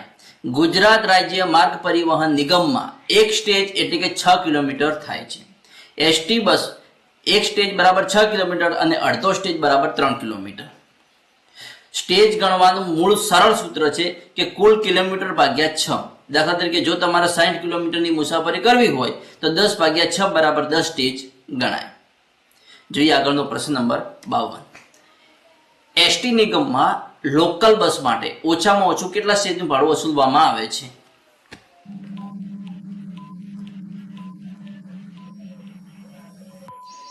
તો આપણો જવાબ રહેશે ઓપ્શન એ 1 સ્ટેજ. જીએસઆરટીસી માં લોકલ બસ માટે ઓછામાં ઓછું 1 સ્ટેજનું ભાડું વસૂલવામાં આવે છે. નિયમ અનુસાર જો કોઈ મુસાફર 1 સ્ટેજ કરતા ઓછા અંતર એટલે કે દાખલા તરીકે 1 થી 5 કિલોમીટર માટે પણ મુસાફરી કરે તો પણ તેણે ઓછામાં ઓછું એક આખા સ્ટેજનું નક્કી થયેલું લઘુત્તમ ભાડું ચૂકવવું પડે છે. જોઈએ પ્રશ્ન નંબર 53 કે એક્સપ્રેસ બસ માટે લઘુત્તમ ભાડું કેટલા સ્ટેજનું હોય છે?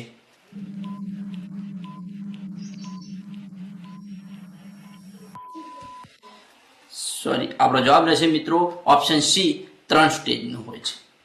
જીએસઆરટીસી માં એક્સપ્રેસ બસ માટે લઘુત્તમ મિનિમમ ભાડું 3 સ્ટેજ એટલે કે 18 કિલોમીટરનું વસૂલવામાં આવે છે. જો કોઈ મુસાફર 1 કે 2 સ્ટેજ જેટલા ટૂંકા અંતર માટે પણ એક્સપ્રેસ બસમાં મુસાફરી કરે તો પણ નિયમ મુજબ તેણે ઓછામાં ઓછું 3 સ્ટેજનું ભાડું ચૂકવવું પડે છે. એક્સપ્રેસ બસ માટે મિનિમમ ભાડાની ગણતરી 18 કિલોમીટર એટલે કે 3 સ્ટેજના આધાર પર થાય છે. એસટી નિગમના જાન્યુઆરી 2026 ના સુધારેલા ભાડાપત્રક અનુસાર એક્સપ્રેસ બસમાં એક સ્ટેજ દીઠ બેઝિક ભાડું વધતા હવે તેનું લઘુત્તમ ભાડું અંદાજિત ₹19 ની આસપાસ નક્કી કરવામાં આવ્યું છે. જોઈએ પ્રશ્ન નંબર 54. જીએસઆરટીસી માં પેટા સ્ટેજ એટલે કેટલા કિલોમીટર થાય?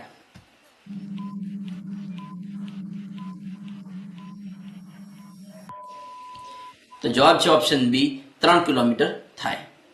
જીએસઆરટીસી માં પેટા સ્ટેજ એટલે 3 કિલોમીટર થાય છે, 0.5 છે. જ્યારે બે મુખ્ય સ્ટેજ વચ્ચેનું અંતર મોટું હોય ત્યારે મુસાફરોના ભાડાની સચોટ ગણતરી માટે આખા સ્ટેજના અડધા ભાગને પેટા સ્ટેજ તરીકે ગણવામાં આવે છે. એક પેટા સ્ટેજ બરાબર 3 કિલોમીટર.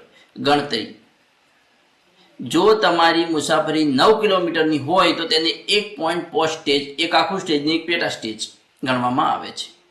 લોકલ બસમાં ટૂંકા અંતરના ભાડાની ચોક્કસ આકારણી કરવા માટે આ સિસ્ટમ ખૂબ ઉપયોગી બને છે. જોઈએ પ્રશ્ન નંબર 55.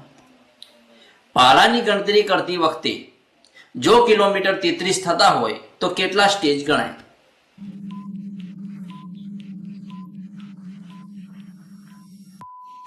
તો મિત્રો આપણે જવાબ આવશે ઓપ્શન સી 5.5 સ્ટેજ ગણાય. ભાડાની ગણતરી કરતી વખતે જો 33 કિલોમીટર થતા હોય તો 5.5 સ્ટેજ, 5 આખા સ્ટેજ અને એક પેટા સ્ટેજ ગણાય. જીએસઆરટીસી માં એક સ્ટેજ એટલે 6 કિલોમીટર થાય છે.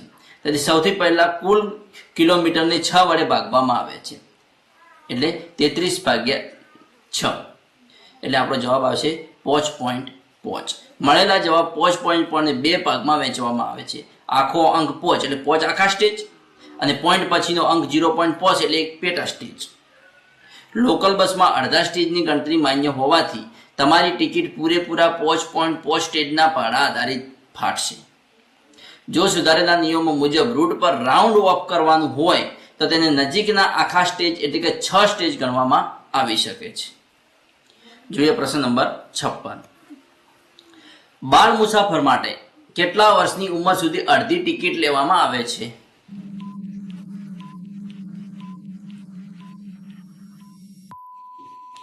તો આપણો જવાબ રહેશે ઓપ્શન બી, 5 થી 12 વર્ષ. જીએસઆરટીસી માં બાળ મુસાફર માટે 5 વર્ષથી વધુ અને 12 વર્ષ સુધીની ઉંમર માટે અડધી ટિકિટ લેવામાં આવે છે. 0 થી 5 વર્ષ સુધી આ ઉંમરના બાળકો માટે કોઈ ટિકિટ લેવાની રહેતી નથી, એટલે કે તેમની મુસાફરી તદ્દન મફત હોય છે. અને 5 થી 12 વર્ષ સુધીના ઉંમરના બાળકો માટે નિયમ મુજબ અડધી ટિકિટ વસૂલવામાં આવે છે. 12 વર્ષ પૂર્ણ કરી ચૂકેલા બાળકો માટે પુખ્ત વયના મુસાફરોની જેમ જ આખી ટિકિટ લેવી ફરજિયાત છે. ઓનલાઈન અથવા એડવાન્સ બુકિંગ વખતે જો બાળકની ઊંચાઈ 130 સેન્ટીમીટર, મિત્રો ઊંચાઈનો પણ ખાસ નિયમ છે. જીએસઆરટીસીમાં ઊંચાઈનો પણ એક ખાસ નિયમ છે. જો કે ઓનલાઈન અથવા એડવાન્સ બુકિંગ વખતે જો બાળકની ઊંચાઈ 130 સેન્ટીમીટર 130 સેન્ટીમીટરથી વધુ હોય તો ઉંમર સાબિત કરવા અસલ પ્રમાણપત્ર જેમ કે આધાર કાર્ડ કે જન્મનો દાખલો બતાવવું જરૂરી છે. પુરાવો ન હોવાની સ્થિતિમાં કંડક્ટર દ્વારા આખી ટિકિટનું ભાડું વસૂલવામાં આવી શકે છે.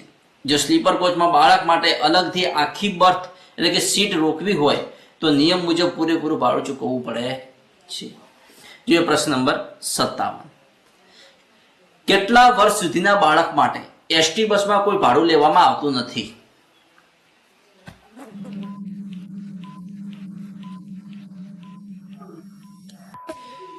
મિત્રો આપણો જવાબ રહેશે ઓપ્શન બી, 5 વર્ષ સુધી. આપણે આગળના પ્રશ્નમાં જોઈ ગયા કે એસટી બસમાં 5 વર્ષ સુધીના એટલે કે 0 થી 5 વર્ષની ઉંમરના બાળક માટે કોઈ પણ પ્રકારનું ભાડું લેવામાં આવતું નથી.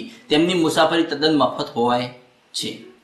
5 વર્ષ પૂરા ન થયા હોય તેવા બાળકો માટે કોઈ ટિકિટ લેવાની રહેતી નથી, અને આ મફત મુસાફરી દરમિયાન બાળકને અલગથી બેસવા માટે સીટ મળતી નથી. બાળકને વાલીની ગોદમાં જ બેસાડવાનું રહે છે. બાળકની ઉંમર 5 વર્ષથી વધુ અને 12 વર્ષ સુધીની થાય ત્યારે નિયમ મુજબ અડધી ટિકિટ લાગુ પડી શકે છે. જોઈએ નેક્સ્ટ પ્રશ્ન નંબર 58. જીએસઆરટીસીમાં ગુર્જર નગરીએ કયા પ્રકારની બસ સેવા છે?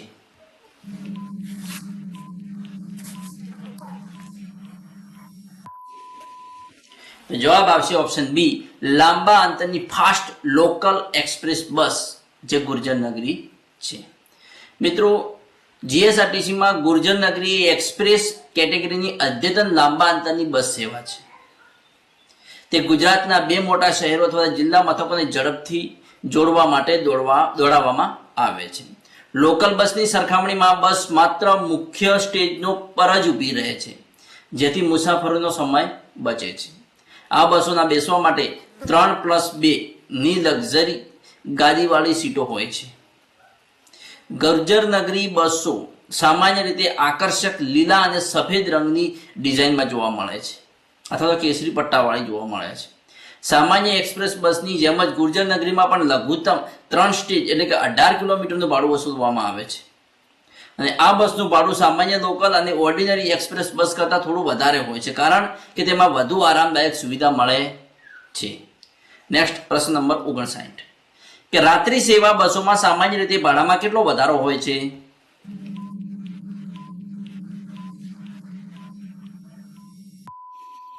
જવાબ આવશે ઓપ્શન એ, કોઈ વધારો હોતો નથી. તો કે જીએસઆરટીસીમાં રાત્રિ સેવા બસોમાં સામાન્ય રીતે મૂળ ભાડા ઉપરાંત કોઈ વધારાનો રાત્રિ ચાર્જ લેવામાં આવતો નથી. રાત્રિ સેવાઓમાં જો તો કે જીએસઆરટીસીના સત્તાવાર નિયમો મુજબ બસ દિવસના સમયે દોડતી હોય કે રાત્રિના સમયે તેનું ભાડું જે તે કેટેગરી લોકલ, એક્સપ્રેસ, ગુર્જર નગરી કે સ્લીપર માં નક્કી થયેલા સામાન્ય દર મુજબ જ ગણવામાં આવે છે. મુસાફરોમાં ઘણીવાર એવા ગેરસમજ હોય છે કે રાત્રે ભાડું વધી જાય છે, પરંતુ વાસ્તવમાં રાત્રિના સમયે મોટાભાગે લાંબા અંતરની એક્સપ્રેસ, ગુર્જર નગરી કે સ્લીપર બસો જે વધુ દોડતી હોય છે અને જેમનું મૂળ ભાડું દિવસની સામાન્ય લોકલ બસ કરતાં પહેલેથી જ વધારે હોય છે. આથી મુસાફરોને ભાડું વધારે લાગી શકે છે, પરંતુ તે રાત્રિના કારણે નહીં પણ બસની કેટેગરીના કારણે હોય છે. જો તમે કંડક્ટરની પરીક્ષા તૈયારી કરી રહ્યા છો મિત્રો, તો યાદ રાખજો કે ભાડાપત્રકમાં ડે સર્વિસ કે નાઇટ સર્વિસ માટે કોઈ અલગ કોલમ કે અલગ દર હોતા નથી. ટિકિટની ગણતરી માત્ર સ્ટેજ અને બસના પ્રકારના આધારે જ થાય છે. જોઈએ પ્રશ્ન નંબર 60 કે જીએસઆરટીસી ની કઈ એપ દ્વારા મુસાફરો લાઈવ બસ ટ્રેકિંગ કરી શકે છે?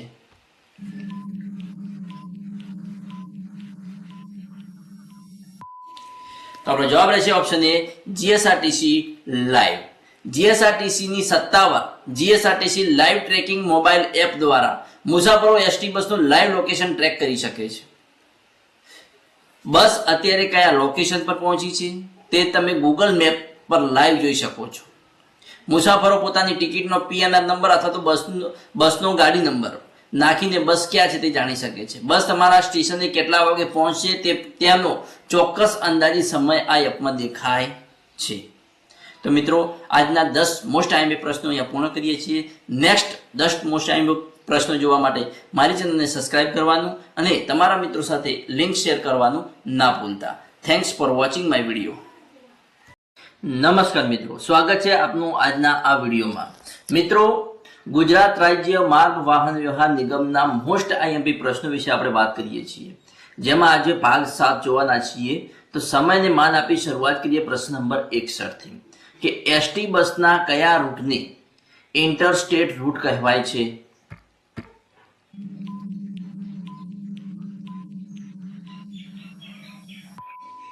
તો મિત્રો, આપણો જવાબ રહેશે ઓપ્શન બી કે બે રાજ્યો વચ્ચેનો રૂટ જેને ઇન્ટરસ્ટેટ રૂટ કહેવામાં આવે છે. એસટી બસના જે રૂટ એક રાજ્યમાંથી શરૂ થઈને બીજા રાજ્યમાં જતો હોય તેને ઇન્ટરસ્ટેટ રૂટ કહેવાય છે. આ બસો 2 કે તેથી વધુ રાજ્યોની સરહદો જોડે છે અને ગુજરાત એસટીની બસ અમદાવાદથી મુંબઈ કે ઉદયપુર જાય તો તેને ઇન્ટરસ્ટેટ રૂટ કહેવાય. આ રૂટ ચલાવવા માટે જે તે રાજ્યો વચ્ચે પરિવહન કરાર થયેલો હોવો જરૂરી છે. જોઈએ આગળનો પ્રશ્ન નંબર 62. લગેજ ટિકિટની ગણતરીમાં 20 કિલોગ્રામથી વધુ વજન માટે કયું યુનિટ વપરાય છે?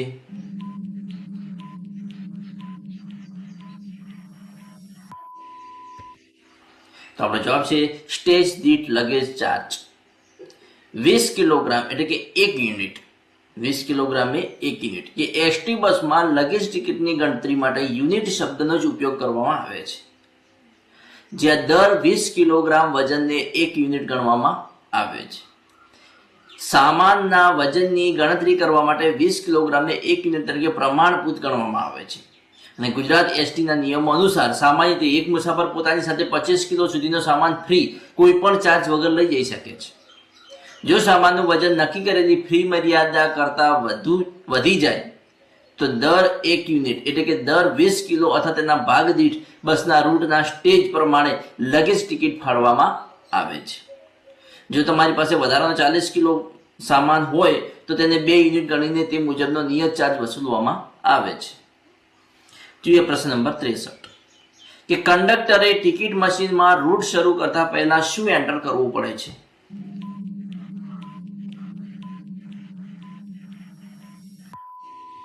તો જવાબ રહેશે ઓપ્શન એ, રૂટ કોડ અને ડ્રાઈવર કંડક્ટર આઈડી.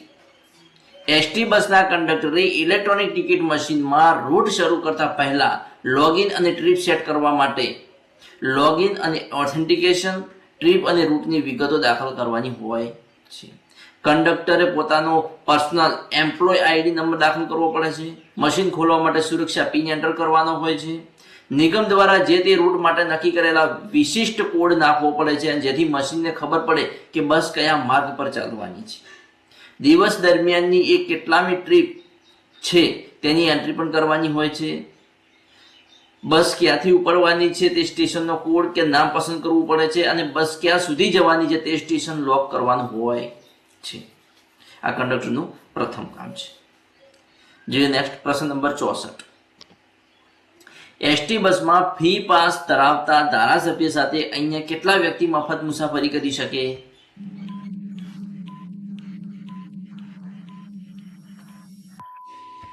જવાબ રહેશે ઓપ્શન ડી, 3 વ્યક્તિ.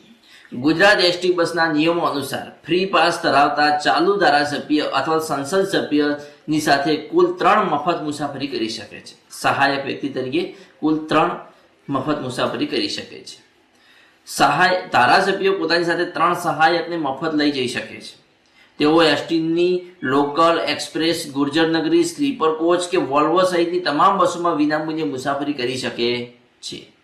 પૂર્વ ધારાસભ્ય મુસાફરી દરમિયાન માત્ર પોતાના પતિ અથવા તો પત્નીને સાથે લઈ જઈ શકે છે. XMLA. જો પૂર્વ ધારાસભ્યની ઉંમર 60 વર્ષ કે તેથી વધુ હોય તો તેઓ પતિ પત્નીની અવેજીમાં કોઈ પણ એક સહાયકની સાથે રાખી શકે છે. તેમને પણ શૂન્ય ટિકિટ આપી મફત મુસાફરી કરવા દેવામાં આવે છે. નેક્સ્ટ પ્રશ્ન નંબર 65. સ્લીપર કોચ બસમાં કુલ કેટલી સીટો એટલે કે બર્થ હોય છે?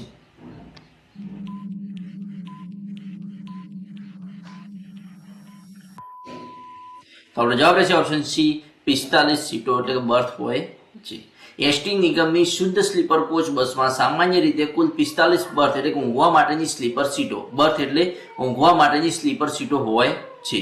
જો કે બસના પ્રકારને લેઆઉટના આધારે જોઈએ તો કે કેટલીક પ્રાઇવેટ કે વોલ્વો બસોમાં આ સંખ્યા 30 થી 36 ની પણ હોય છે.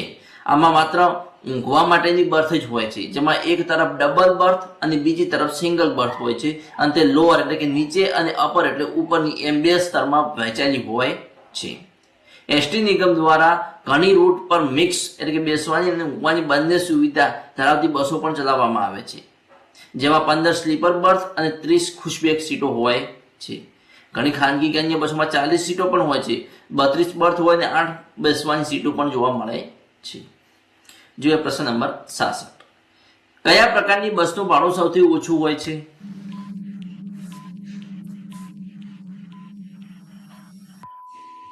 તો આપણો જવાબ રહેશે ઓપ્શન સી, લોકલ બસનું ભાડું સૌથી ઓછું હોય છે. એસટી નિગમમાં લોકલ બસનું ભાડું સૌથી ઓછું હોય છે. પરિવહન નિગમ દ્વારા બસોના પ્રકાર અને તેમાં મળતી સગવડોના આધારે ભાડાના દર નક્કી કરવામાં આવે છે. જેનો જોઈએ તો કે સૌથી સસ્તું ભાડું એટલે લોકલ બસ. આ બસ તરીકે નાના મોટા ગામ અને પિકઅપ સ્ટેન્ડ પર ઊભી રહે છે. એક્સપ્રેસ બસ જોઈએ તો કે લોકલ કરતાં થોડું વધારે ભાડું અને આ બસ માત્ર મુખ્ય તાલુકા અને જિલ્લા મથકોએ જ ઊભી રહે છે. આગળ જોઈએ તો ગુર્જર નગરી, તો એક્સપ્રેસ કરતાં સહેજ વધુ એટલે ગુર્જર નગરીનું ભાડું અને આ લાંબા અંતરની ઝડપી બસ સેવા છે. એનાથી ઊંચું સ્લીપર કોચ એટલે કે એસી કોચ, સૌથી મોંઘું ભાડું એટલે સ્લીપર કોચ, એસી કોચ સૌથી મોંઘું ભાડું. આમાં આરામદાયક સુવિધા અને એર કન્ડિશનિંગ હોવાથી સ્ટેજ દીઠ ભાડાનો દર સૌથી વધુ હોય છે. જોઈએ પ્રશ્ન નંબર 67. કે જો કોઈ મુસાફર ઓનલાઈન ટિકિટ કેન્સલ કરાવે તો રિફંડના નિયમો કોણ નક્કી કરે છે?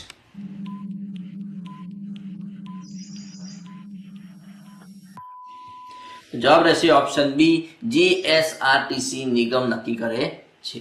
જો કોઈ મુસાફર ઓનલાઈન ટિકિટ કેન્સલ કરાવે તો તેના રિફંડ અને કેન્સલના નિયમો સંપૂર્ણપણે ગુજરાત રાજ્ય માર્ગ વાહન વ્યવહાર નિગમ એટલે કે જીએસઆરટીસી દ્વારા નક્કી કરવામાં આવે છે.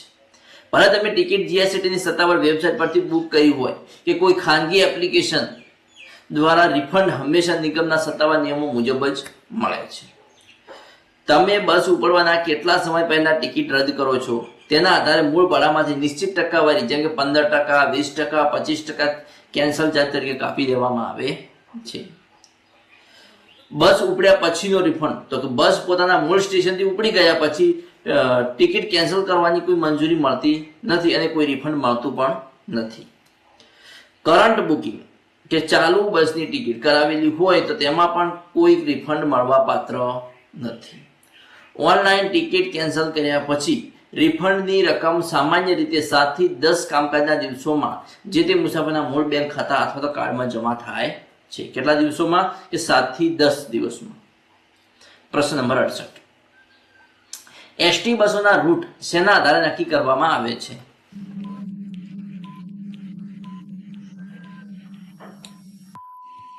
જવાબ રહેશે ઓપ્શન એ, મુસાફરોની સંખ્યા એટલે કે ટ્રાફિક સર્વે અને લોક ભાગીદારીના આધારે નક્કી કરવામાં આવે છે. એસટી બસોના રૂટ મુખ્યત્વે મુસાફરોની સંખ્યા અને આર્થિક વ્યવહારિકતાના આધારે નક્કી કરવામાં આવે છે. મુસાફરી જે તે માર્ગ પર મુસાફરી કરવા ઈચ્છતા લોકોની દૈનિક સંખ્યા કેટલી છે તેનો સર્વે કરાય છે. ગ્રામ પંચાયતો, ધારાસભ્યો કે સ્થાનિક સંસ્થાઓ દ્વારા કરવામાં આવેલી લેખિત માંગણીઓને ધ્યાનમાં લેવાય છે. અને બસ ચલાવવાથી પ્રતિ કિલોમીટર કેટલી આવક થશે તેની પણ ગણતરી થાય છે. અને જે રૂટ આર્થિક રીતે સદ્ધર હોય તેને પ્રાથમિકતા મળે છે. નેક્સ્ટ પ્રશ્ન નંબર 69. લિમિટેડ સ્ટોપ બસ એટલે શું?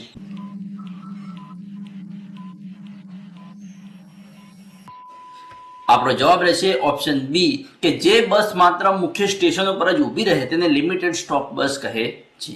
લિમિટેડ સ્ટોપ બસ એટલે એવી બસ જે તેના રૂટ પર આવતા દરેક નાના મોટા લોકલ સ્ટેન્ડ કે ગામડામાં ઊભી રહેવાને બદલે માત્ર મુખ્ય સ્ટોપ પર જ ઊભી રહે છે, જેમ કે મોટા તાલુકા કે જિલ્લા મથકો પર જ ઊભી રહે છે.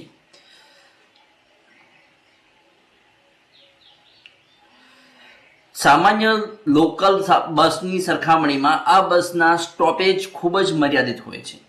રસ્તામાં વારંવાર ઊભી ન રહેતી હોવાથી મુસાફરો પોતાના ગંતવ્ય સ્થાને ઝડપથી પહોંચી શકે છે. લાંબા અંતરના મુસાફરો માટે આ બસ સમય બચાવવાનો શ્રેષ્ઠ વિકલ્પ છે. એસટી નિગમમાં સામાન્ય રીતે એક્સપ્રેસ અને ગુર્જર નગરી બસો લિમિટેડ સ્ટોપ પદ્ધતિ પર જ ચલાવવામાં આવે છે. જોઈએ પ્રશ્ન નંબર 70. એસટી બસના ટાયરમાં હવાનું દબાણ આશરે કેટલું રાખવામાં આવે છે?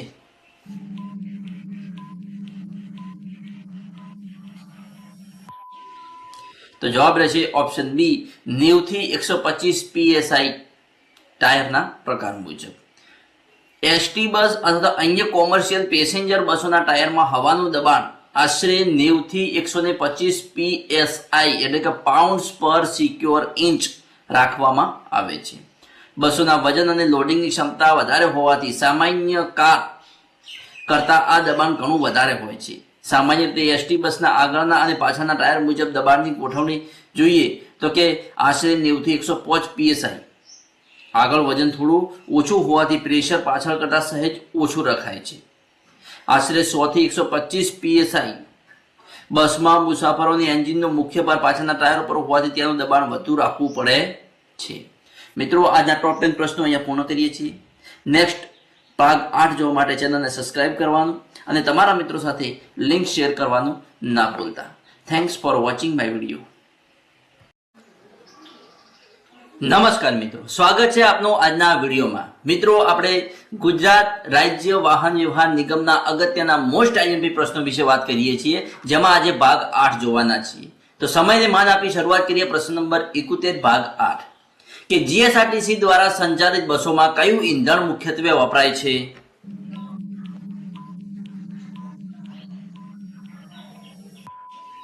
આપણો જવાબ રહેશે ઓપ્શન એ ડીઝલ અને સીએનજી બંને વપરાય છે. કે જીએસઆરટીસી દ્વારા ગુજરાત રાજ્ય માર્ગ પરિવહન નિગમ દ્વારા સંચાલિત બસોમાં મુખ્યત્વે ડીઝલનો ઉપયોગ ઈંધણ તરીકે થાય છે. જો કે પ્રદૂષણ ઘટાડવા અને આધુનિક ટેકનોલોજી અપનાવવાના ભાગરૂપે હવે અન્ય વૈકલ્પિક ઈંધણોનો પણ ઉપયોગ કરવામાં આવી રહ્યો છે. નિગમની મોટાભાગની એસટી બસોમાં આ પરંપરાગત રીતે ડીઝલ ઈંધણ પર ચાલે છે. પર્યાવરણની જાળવણી માટે જીએસઆરટીસીના કાફલામાં નવી ઇકો ફ્રેન્ડલી ઇલેક્ટ્રિક બસોનો પણ સમાવેશ કરવામાં આવ્યો છે. પ્રાયોગિક ધોરણે ડીઝલ બસોને એલએનજીના કન્વર્ટ કરીને ચલાવવાનું સફળ પરીક્ષણ પણ કરવામાં આવી રહ્યું છે. અગાઉ કેટલીક બસો સીએનજી પર પણ ચલાવવામાં આવી હતી. હાલમાં તો ડીઝલ એન્જિન અને ઇલેક્ટ્રિક બસો ચાલી રહી છે. જોઈએ પ્રશ્ન નંબર 72 કે નિગમની આવકનો મુખ્ય સ્ત્રોત કયો છે?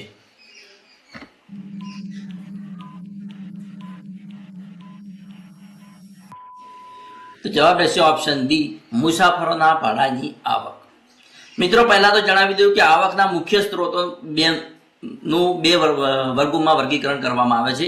એક સંચાલન આવક અને એક બિન સંચાલન આવક. એક ગૌણ સ્ત્રોત અને એક મુખ્ય સ્ત્રોત. બંને વિશે જોઈએ. પ્રથમ જોઈએ મુખ્ય સ્ત્રોત વિશે કે ટિકિટ વેચાણ. દરેક મુસાફરો પાસેથી મળતું બસ ભાડું, વિદ્યાર્થીઓ, નોકરિયાતો અને કેન્સલ પાસ ધારકો પાસેથી મળતી રકમ અને મુસાફરોના વધારાના સામાન પર લેવામાં આવતો ચાર્જ એ તેમનું મુખ્ય આવકનો સ્ત્રોત છે. બિન સંચાલન આવકમાં જોઈએ તો કે બસ સ્ટેન્ડ અને બસોની બોડી પર અપાતી જાહેરાતો, એસટી બસ સ્પોટ અને ડેપો પર આવેલી દુકાનોનું માસિક ભાડું, બસ સ્ટેન્ડ કેમ્પ્સમાં વાહન પાર્કિંગમાં કોન્ટ્રાક્ટ દ્વારા થતી કમાણી અને જીએસઆરટીસીની સત્તાવાર પાર્સલ અને કુરિયર સેવાઓ દ્વારા થતી આવકને બિન સંચાલન આવક કહેવામાં આવે છે અને તે નિગમની આવકનો મુખ્ય સ્ત્રોત છે. જોઈએ નેક્સ્ટ પ્રશ્ન નંબર 73. એસટી બસમાં કટોકટીના સમયે બહાર નીકળવા માટે શું હોય છે?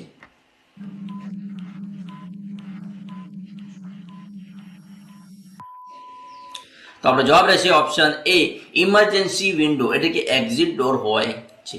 એસટી બસમાં કટોકટીના સમય એટલે કે ઇમરજન્સીના સમયમાં બહાર નીકળવા માટે ઇમરજન્સી એક્ઝિટ બારી અને ઇમરજન્સી દરવાજો હોય છે. બસની પાછળની બાજુએ અથવા તો સાઈડમાં લાલ અક્ષરે ઇમરજન્સી એક્ઝિટ લખેલી મોટી કાચની બારી હોય છે અને આ બારીનો કાચ તોડવા માટે તેની નજીક એક નાની લાલ હથોડી રાખેલી હોય છે. કેટલીક મોટી અને સ્લીપર બસોમાં પાછળની તરફ એક ખાસ ઇમરજન્સી દરવાજો પણ આપેલો હોય છે. એસી અને વોલ્વો બસોની છત પર પણ બહાર નીકળવાનો ખાસ હાઇડ્રોલિક રસ્તો હોય છે. જોઈએ નેક્સ્ટ પ્રશ્ન નંબર 74. બસમાં પ્રવાસ કરતા મુસાફરોનો વીમો ભાડાની ટિકિટમાં સામેલ હોય છે. બસમાં પ્રવાસ કરતા મુસાફરોનો વીમો ભાડાની ટિકિટમાં સામેલ હોય છે.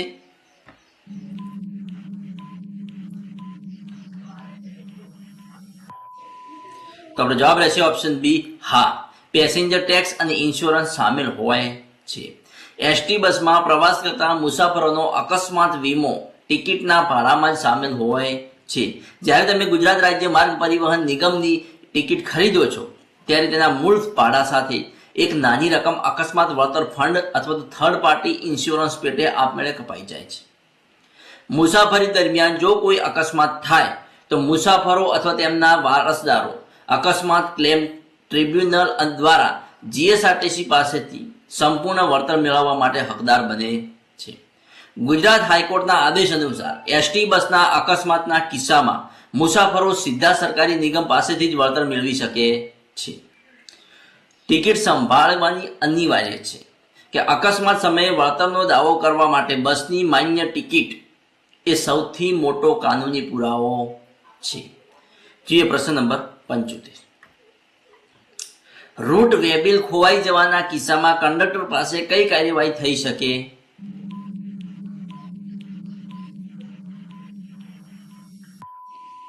તો આપણો જવાબ રહેશે ઓપ્શન એ, વહીવટી તપાસ અને દંડ થઈ શકે. જીએસઆરટીસીમાં રૂટ વે બિલ એટલે કે રૂટ પત્રક એ બસ સંચાલન, ટિકિટોના હિસાબ અને સરકારી કમાણીઓનો સૌથી મહત્વનો સત્તાવાર દસ્તાવેજ છે. જો કોઈ કંડક્ટરથી આ વે બિલ ખોવાઈ જાય તો તેને ફરજમાં ગંભીર બેદરકારી ગણવામાં આવે છે અને નિગમના નિયમો મુજબ તેની સામે દંડાત્મક કાર્યવાહી થઈ શકે છે. વેબિલ ખોવાઈ જવા બદલ કંડક્ટર પર ત્વરિત દંડાત્મક કાર્યવાહી નિયમ અનુસાર ₹500 કે તેથી વધુનો દંડ થઈ શકે છે. ઇલેક્ટ્રોનિક ટિકિટ મશીન એટલે કે ઈટીએમના ડેટા અને મેન્યુઅલ ટિકિટ બુકમાં આધારે તે રૂટની અંદાજિત કમાણીનો હિસાબ કાઢવામાં આવે છે. જો કોઈ નાણાકીય વિસંગતતા જણાય તો તે રકમ કંડક્ટરે ભરપાઈ કરવી પડે છે. ડેપો મેનેજર અથવા તો ટ્રાફિક ઇન્સ્પેક્ટર દ્વારા કંડક્ટરને કારણ દર્શાવવું નોટિસ આપવામાં આવે છે. કંડક્ટરે લેખિતમાં ખુલાસો કરવો પડે છે કે વેબિલ કયા સંજોગોમાં ખોવાયો. જો ખુલાસો સંતોષકારક ન હોય તો ખાતાકીય તપાસ શરૂ થાય છે. ગંભીર કિસ્સામાં સજાના પણ પ્રકારો છે કે જો અવારનવાર આવી ભૂલ થાય અથવા તેમાં કોઈ ઇરાદાપૂર્વકની નાણાકીય ગેરરીતિ ભ્રષ્ટાચારની આશંકા જણાય તો શિસ્ત ભંગના પગલા તરીકે કંડક્ટરનો વાર્ષિક પગાર વધારો ચોક્કસ સમયગાળા માટે અટકાવી શકાય છે. કંડક્ટરની સત્તાવાર સર્વિસ બુકમાં આ ગેરરીતિ લાલ શાહીથી નોંધ કરવામાં આવે છે, જે ભવિષ્યમાં પ્રમોશન વખતે નડતર રૂપ બને છે. તપાસ ચાલુ હોય તે દરમિયાન કંડક્ટરને નોકરીમાંથી થોડા સમય માટે સસ્પેન્ડ પણ કરવામાં આવી શકે છે. કંડક્ટરે તાત્કાલિક શું કરવું જરૂરી જોઈએ? તો કે જો રૂટ દરમિયાન વેબિલ ખોવાઈ જાય તો કંડક્ટરે રક્ષણ માટે નજીકના ડેપો અથવા કંટ્રોલ પોઈન્ટ પર રૂબરૂ ટેલિફોનિક જાણ કરવી પડે. બસના ડ્રાઈવરને સાક્ષી તરીકે રાખી ડેપો મેનેજર સમક્ષ લેખિત રિપોર્ટ રજૂ કરવો પડે. જોઈએ નેક્સ્ટ પ્રશ્ન નંબર 76 કે જીએસઆરટીસીની online e ticket booking system કઈ કંપની અથવા સંસ્થા દ્વારા મેનેજ કરવામાં આવે છે?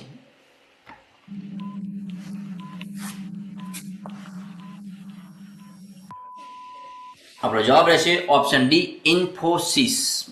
જીએસઆરટીસીની online e ticket booking system અને ઓનલાઈન પેસેન્જર રિઝર્વેશન સિસ્ટમનું સંચાલન અને વિકાસ મુખ્યત્વે રેડિયન્ટ ઇન્ફો સિસ્ટમ લિમિટેડ નામની આઈટી કંપની દ્વારા કરવામાં આવે છે.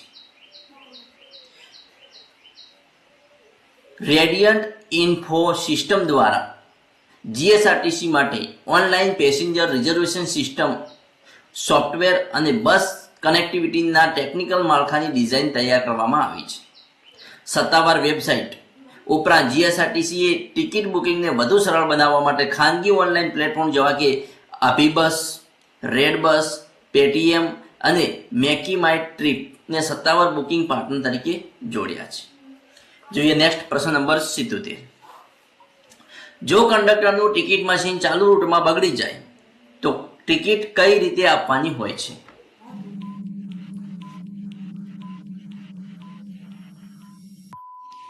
તો આપણો જવાબ રહેશે option B manual punching ticket અથવા તો બુક ટિકિટ દ્વારા આપવામાં આવે છે. મેન્યુઅલ ટિકિટ બુક એટલે કે પંચિંગ ટિકિટનો ઉપયોગ જેવી રીતના કે દરેક કંડક્ટર પાસે કટોકટીના સમય માટે સ્ટેજ વાઇઝ કિંમતવાળી મેન્યુઅલ ટિકિટ બુક રાખવી ફરજિયાત છે. કંડક્ટર મુસાફરે ક્યાંથી ક્યાં સુધી મુસાફરી કરવાની છે તે મુજબના સ્ટેજ અને ભાડાની રકમ પર પંચિંગ મશીનથી કાણું પાડીને મેન્યુઅલ ટિકિટ આપે છે. મશીન બંધ થયા પછી જેટલી પણ ટિકિટો હાથથી ફાળવામાં આવે તેનો સંપૂર્ણ હિસાબ કંડક્ટરે તેના રૂટ પત્રકમાં અલગથી હાથથી લખવો પડે છે. આ હિસાબમાં ટિકિટ, સિરિયલ નંબર, મુસાફરોની સંખ્યા અને વસૂલેલું ભાડું દર્શાવવાનું રહે છે. બસ જ્યારે રૂટ પર આવતા આગામી એસટી ડેપો અથવા તો કંટ્રોલ પોઈન્ટ પર પહોંચે ત્યારે કંડક્ટરે ત્યાંના ટ્રાફિક કંટ્રોલર એટલે કે ટીસીને મશીનની ખામી અંગે જાણ કરવાની હોય છે. જો શક્ય હોય અને ડેપો પર સ્પેર મશીન ઉપલબ્ધ હોય તો ત્યાંથી જ નવું એટીએમ મશીન ઇસ્યુ કરવું જોઈએ. જોઈએ પ્રશ્ન નંબર 78. જીએસઆરટીસીના સોશિયલ મીડિયા હેન્ડલનો મુખ્ય હેતુ શું છે?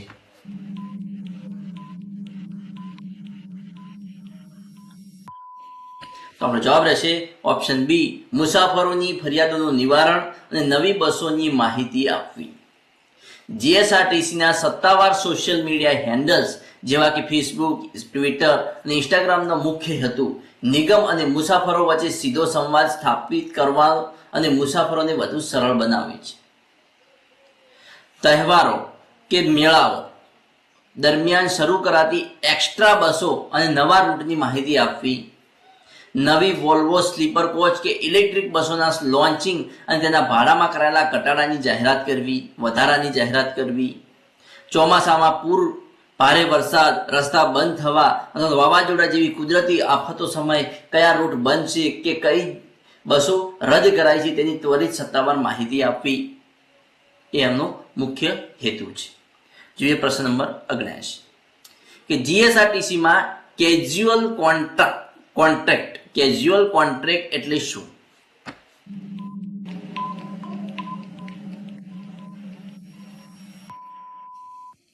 તો જવાબ રહેશે ઓપ્શન બી લગ્ન, પ્રવાસ કે મેળાવડા માટે આખી બસ ભાડે આપવી તેને કેઝ્યુઅલ કોન્ટ્રાક્ટ કહેવામાં આવે છે. જ્યારે કોઈ નાગરિક, સંસ્થા કે શાળા પોતાના અંગત કે સામાજિક પ્રસંગો માટે આખી એસટી બસ કલાક અથવા કિલોમીટરના ભાડા પર બુક કરે છે ત્યારે તેને નિગમની પરિભાષામાં કેઝ્યુઅલ કોન્ટ્રાક્ટ કહેવામાં આવે છે.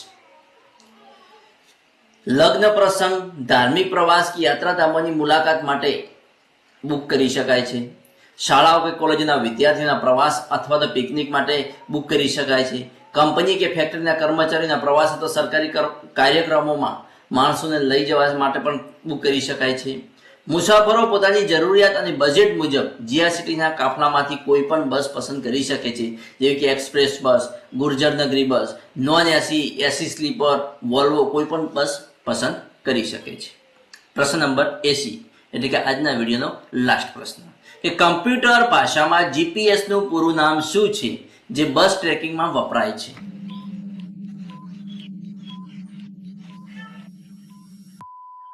તો આપણો જવાબ રહેશે ઓપ્શન એ ગ્લોબલ પોઝિશનિંગ સિસ્ટમ. કોમ્પ્યુટર અને ટેકનોલોજીની ભાષામાં જીપીએસ નું પૂરું નામ છે ગ્લોબલ ગ્લોબલ પોઝિશનિંગ સિસ્ટમ. આ એક સેટેલાઇટ આધારિત નેવિગેશન સિસ્ટમ છે જે પૃથ્વી પર કોઈ પણ વ્યક્તિ, વાહન કે વસ્તુનું ચોક્કસ લોકેશન, સમય અને દિશા શોધવામાં મદદ કરે છે. આ સિસ્ટમ મૂળભૂત રીતે યુનાઇટેડ સ્ટેટ એટલે કે અમેરિકાના સંરક્ષણ વિભાગ દ્વારા વિકસાવવામાં આવી છે. એસટી નિગમ દ્વારા પણ પોતાની બસોનું રિયલ ટાઈમ લોકેશન ટ્રેક કરવા અને મુસાફરોનો વ્હીકલ ટ્રેકિંગ સિસ્ટમ દ્વારા બસ ક્યાં પહોંચી તેની માહિતી આપવા માટે આ જીપીએસ ટેકનોલોજીનો જ ઉપયોગ કરવામાં આવે છે. તો મિત્રો, આ હતા આજના મોસ્ટ આઈએમપી ગુજરાત વાહન વ્યવહાર નિગમના પ્રશ્નો. આવતો નેક્સ્ટ ભાગ 9 જોવા મારી ચેનલને સબસ્ક્રાઇબ કરવાનું અને તમારા મિત્રો સાથે લિંક શેર કરવાનું ના ભૂલતા. Thanks for watching my video.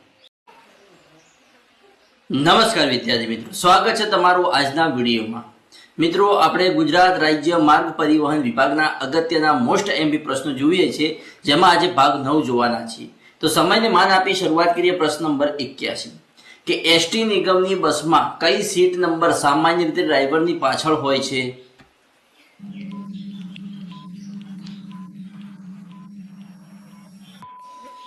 આપણો જવાબ રહેશે ઓપ્શન એ, સીટ નંબર 1 અને સીટ નંબર 2. ગુજરાત એસટી નિગમની સામાન્ય લોકલ કે એક્સપ્રેસ બસોમાં, જેમાં સામાન્ય રીતે 52 કે 56 સીટો હોય છે, ડ્રાઈવરની બરાબર પાછળ સીટ નંબર 1 અને સીટ નંબર 2 હોય છે. સીટ નંબર 1 અને 2 થી શરૂઆત થાય છે. સીટ નંબર કંડક્ટરની ડાબી તરફ દરવાજા પાસે સીટ નંબર 3, 4 અને 5 થી શરૂઆત થાય છે. જો તમે બુકિંગ કરાવી રહ્યા હો તો સીટ નંબર 1 અને 2 ડ્રાઈવરની સીટની બરાબર પાછળની કેબિન તરફ જ આવે છે, જે તમારે નોંધ રાખવી પડે. જોઈએ પ્રશ્ન નંબર 82 કે જીએસઆરટીસી દ્વારા ડ્રાઈવરો માટે કયો એવોર્ડ આપવામાં આવે છે જેઓ અકસ્માત વિના લાંબો સમય બસ ચલાવે છે?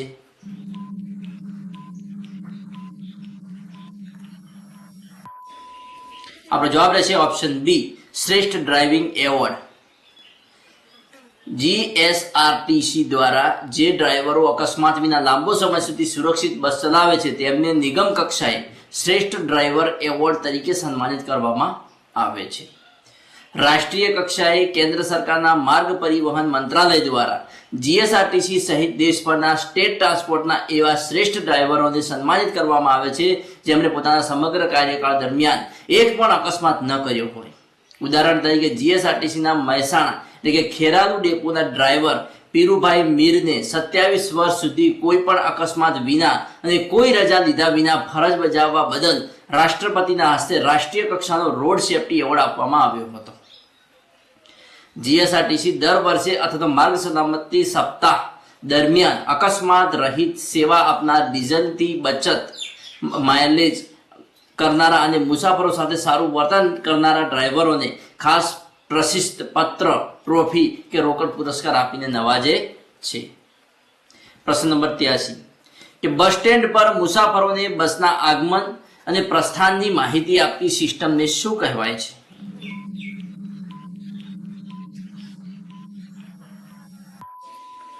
તો જવાબ છે ઓપ્શન એ, પીડ્સ કહેવાય. PIDS, PIDS, passenger information display system.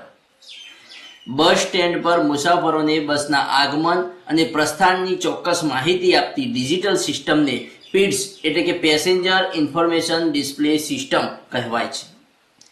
વ્યાપક રીતે આ એક આખી ટેકનોલોજીને PIS એટલે કે પેસેન્જર ઇન્ફોર્મેશન સિસ્ટમ અથવા તો RTIS real time information system તરીકે પણ ઓળખવામાં આવે છે. બસ સ્ટેન્ડના પ્લેટફોર્મ પર મોટી LED અથવા LCD સ્ક્રીન હોય છે જેમાં બસનો route, bus number, platform number અને બસ આવવાનો અંદાજિત સમય દર્શાવવામાં આવે છે. આ સિસ્ટમ GPS સાથે જોડાયેલી હોવાથી બસ નજીક આવતા જ લાઉડ સ્પીકર પર આપોઆપ ઓડિયો જાહેરાત શરૂ થઈ જાય છે. જીએસઆરટીસીની ઓફિશિયલ એપમાં જે ટ્રેક માય બસ ફીચર હોય છે તે પણ આ જ સિસ્ટમ બેકએન્ડ આધારે કામ કરે છે. જોઈએ પ્રશ્ન નંબર 84 બસ સ્પોટ પર કઈ આધુનિક સુવિધાઓ જોવા મળે છે?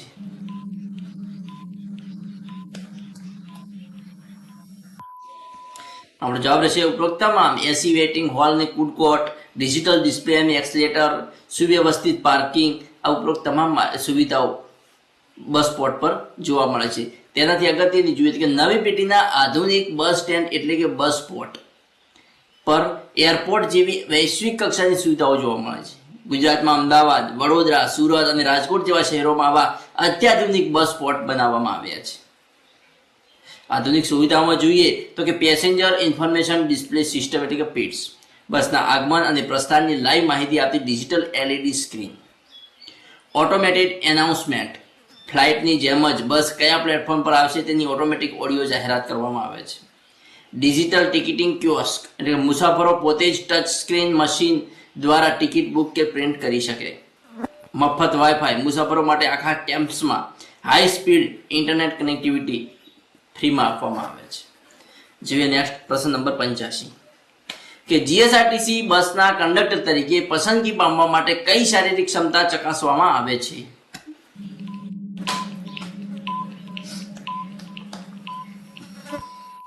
તો આપણો જવાબ રહેશે ઓપ્શન એ ઊંચાઈ અને દ્રષ્ટિ. આ બંનેની ચકાસણી કરવામાં આવે છે.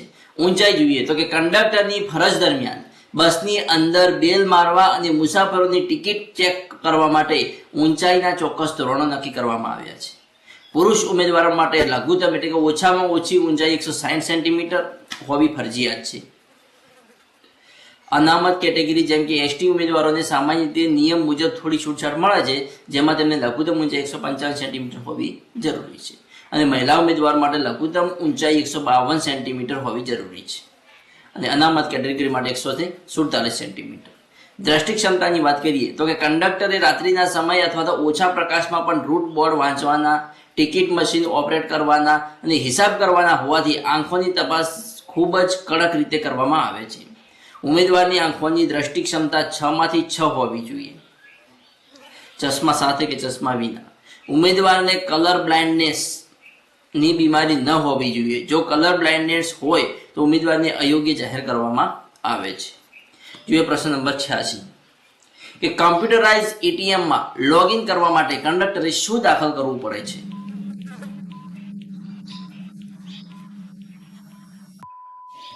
તો આપણો જવાબ રહેશે ઓપ્શન એ, તેનો પર્સનલ પાસવર્ડ અને પિન અને આઈડી દાખલ કરવાનું હોય છે. સુરક્ષા માટે કંડક્ટરની સુરક્ષા માટે કંડક્ટરે પોતાનો સેટ કરેલો ખાનગી પાસવર્ડ અથવા તો ડિજિટલ પિન એન્ટર કરવો પડે છે. નેક્સ્ટ પ્રશ્ન નંબર 87 કે મોટર વ્હીકલ એક્ટ મુજબ વાહન ચલાવતી વખતે મોબાઈલનો ઉપયોગ કરવા બદલ કઈ કલમ હેઠળ દંડ થાય છે?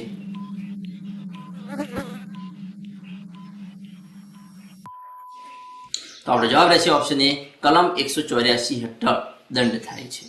મોટર વાહન અધિનિયમ મુજબ વાહન ચલાવતી વખતે મોબાઈલ ફોન અથવા કોઈ પણ હેડલેન્ડ કોમ્યુનિકેશન ડિવાઇસનો ઉપયોગ કરવા બદલ કલમ 184 ખતરનાક રીતે વાહન ચલાવવું હેઠળ દંડ અને કાનૂની કાર્યવાહી થાય છે. જો તમે પહેલી વાર પકડાશો તો ₹1000 થી 5000 સુધીનો દંડ અને અથવા તો 6 મહિનાથી 1 વર્ષ સુધીની જેલની સજા થઈ શકે છે. બીજી કે ત્રીજી વખતનો ગુનો 3 વર્ષની અંદર બને તો કે જો ફરીથી આ જ ભૂલ કરશો તો 10,000 સુધીનો દંડ અથવા તો 2 વર્ષ સુધીની જેલની સજા થઈ શકે છે.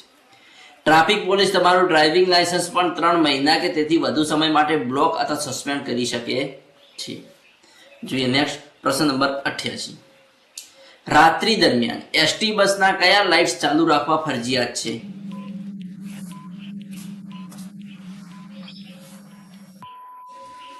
તો આપણો જવાબ રહેશે ઓપ્શન ડી ઉપરોક્ત તમામ કે હેડલાઇટ્સ અને ટેલ લાઇટ્સ, કેબિન લાઇટ્સ અને રૂટ બોર્ડ લાઇટ્સ બધી લાઇટો ચાલુ રાખવી પડે છે. કે મોટર વાહન અધિનિયમ અને એસટી નિગમની સુરક્ષાના નિયમો અનુસાર રાત્રિ દરમિયાન એટલે કે સૂર્યાસ્તથી સૂર્યોદય સુધી બસ ચલાવતી વખતે અથવા તો ઊભી રાખતી વખતે લાઇટો ચાલુ રાખવી કાયદાકીય ફરજિયાત છે. હેડલાઇટ કે રસ્તા પર આગળનું જોવા માટે હેડલાઇટ ચાલુ રાખવી સૌથી મહત્વપૂર્ણ છે. સામાન્ય રીતે સામેથી આવતા વાહનો અંજાઈ ન જાય તે માટે લો બીમ એટલે કે ડીપરનો ઉપયોગ કરવો હિતાવહ છે. ટેલ લાઇટ એટલે કે પાછળથી આવતા અન્ય વાહનો બસ સ્પષ્ટ દેખાઈ શકે તે માટે પાછળની લાઇટ સતત ચાલુ રાખવી ફરજિયાત છે. નંબર પ્લેટ લાઇટ કે પાછળની નંબર પ્લેટ રાત્રે પણ સ્પષ્ટ વાંચી શકાય તે માટે તેના પર નાની સફેદ લાઇટ ચાલુ રાખવી જરૂરી છે. જોઈએ પ્રશ્ન નંબર 89 કે નિગમની જનમાર્ગ અથવા તો BRTS સાથે કઈ કનેક્ટિવિટી જોવા મળે છે?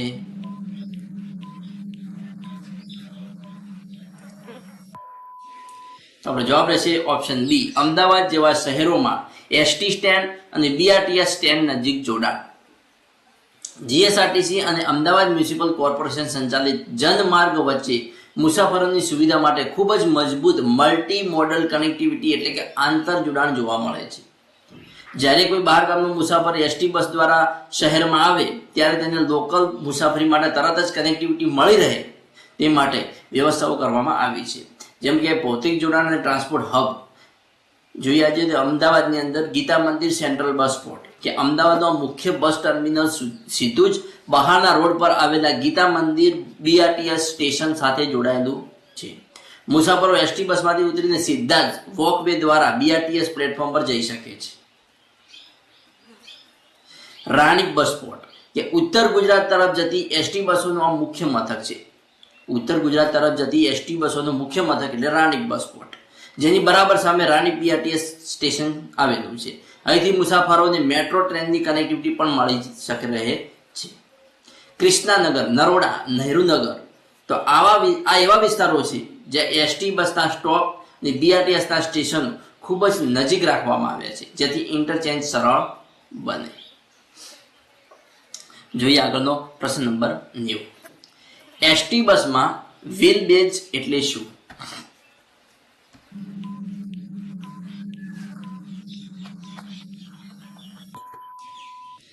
આપણો જવાબ રહેશે ઓપ્શન એ, આગળ અને પાછળના પૈડા એટલે કે એક્સલ વચ્ચેનું અંતર. વ્હીલ બેઝ એટલે કે ટેકનિકલ વાહનની ટેકનિકલ રચના.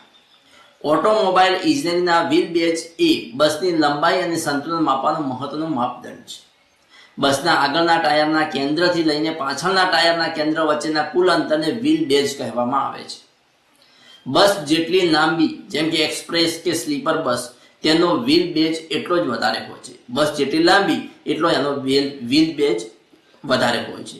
મોટો વ્હીલ બેઝ મુસાફરોની મુસાફરી દરમિયાન વધુ આરામ આપે છે અને બસ રસ્તા પર સ્થિર ચાલે છે એટલે કે સ્ટેપેબલ ચાલે છે.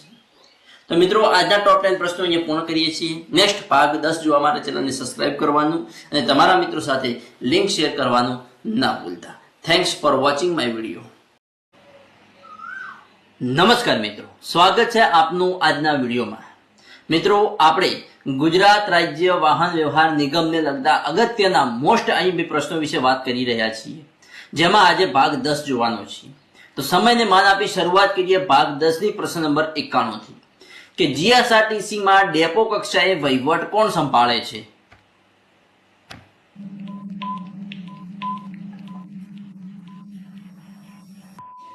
તો આપણો જવાબ રહેશે ઓપ્શન એ, ડેપો મેનેજર. જીએસઆરટીસી માં ડેપો કક્ષાએ સમગ્ર વહીવટ અને સંચાલન ડેપો મેનેજર સંભાળે છે. તેઓ ડેપોના સર્વોચ્ચ વહીવટી વડા હોય છે અને તેમને કઈ કઈ જવાબદારીઓ છે તો જોઈએ તો કે બસ સંચાલન, રૂટ પ્લાનિંગ અને સમયપત્રકની દેખરેખ રાખવાની, ડ્રાઈવર, કંડક્ટર અને મિકેનિકલ સ્ટાફની ફરજોનું સંચાલન કરવાની અને દૈનિક આવક અને ટિકિટ બુકિંગના હિસાબોની ચકાસણી કરવાનું આ ડેપો મેનેજરનું મુખ્ય જવાબદારી હોય છે. જોઈએ પ્રશ્ન નંબર 92 કે બસ બુકિંગ ઓનલાઈન કરતી વખતે કયા ડિજિટલ પેમેન્ટ મોડ ઉપલબ્ધ હોય છે?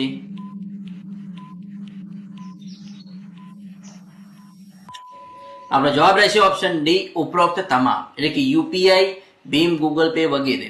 Credit, debit card, net banking દરેક ઉપલબ્ધ હોય છે. જીએસઆરટીસી ની વેબસાઇટ અથવા તો મોબાઈલ એપ્લિકેશન પર ઓનલાઈન બસ બુકિંગ કરતી વખતે યુપીઆઈ એટલે કે Google pay, phone pay, Paytm, ભીમ એપ વગેરેનો, ક્રેડિટ અને debit card, Visa, Mastercard, RuPay pay, અલા મેસ્ટ્રો દરેકનો ઉપયોગ થાય છે. અને નેટ બેન્કિંગમાં એસબીઆઈ, એચડીએફસી, આઈસીઆઈસીઆઈ સહિતની તમામ મુખ્ય બેંકોનો ઉપયોગ થાય છે. અને મોબાઈલ વોલેટમાં જોઈએ તો પેટીએમ, મોબીવિક અને અન્ય સપોર્ટ વોલેટ્સનો ઉપયોગ થાય છે. નેક્સ્ટ પ્રશ્ન નંબર 93 એસટી બસનું પાર્સલ સર્વિસનું સંચાલન કોણ કરે છે?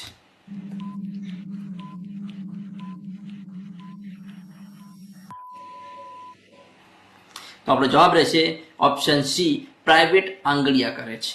એસટી બસનું પાર્સલ સર્વિસનું સંચાલન કોણ કરે છે? તો પ્રાઇવેટ ઓગળિયા કરે છે. જીએસઆરટીસી એસટી બસની પાર્સલ સર્વિસનું સંચાલન PPP public private partnership model હેઠળ ખાનગી એજન્સીઓ કરે છે, સોલ એજન્ટ કરે છે ને કોન્ટ્રાક્ટ આપીને કરાવે છે. નિગમ દ્વારા ટેન્ડર પ્રક્રિયા બહાર પાડીને કોઈ એક મોટી લોજિસ્ટિક કંપનીને આખા રાજ્ય માટે અધિકૃત એજન્ટ તરીકે નિયુક્ત કરવામાં આવે છે. જોઈએ પ્રશ્ન નંબર 94. અકસ્માતના કિસ્સામાં એફઆઈઆર કયા ફાઇલ કરવાની હોય છે? અકસ્માતના કિસ્સામાં એફઆઈઆર ની ફાઇલ ક્યાં કરવાની હોય છે?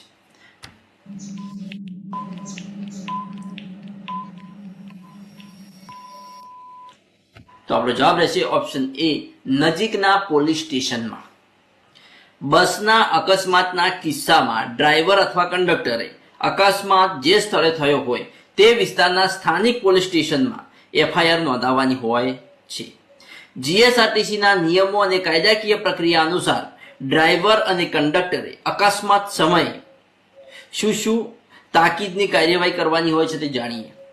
કે સ્થાનિક પોલીસ અકસ્માત સ્થળ જે પોલીસ સ્ટેશનની હદમાં આવતું હોય ત્યાં તાત્કાલિક જાણ કરીને એફઆઈઆર નોંધાવવી.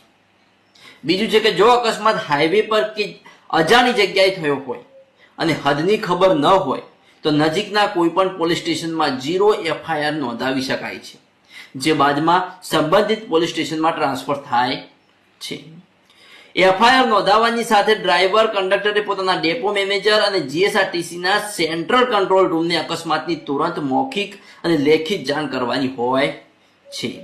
પોલીસને ઘટના સ્થળનું પંચનામું કરવામાં મદદ કરવી, કારણ કે આ એફઆઈઆર પંચનામાનો રિપોર્ટ ભવિષ્યમાં કોર્ટ કેસ અને મુસાફરોના ઇન્સ્યોરન્સ ક્લેમ માટે ફરજિયાત દસ્તાવેજ બને છે. નેક્સ્ટ પ્રશ્ન નંબર 95. કંડક્ટરે ફરજ પૂરી થયા પછી કઈ રકમ ડેપોના કેશિયરને જમા કરાવવાની હોય છે?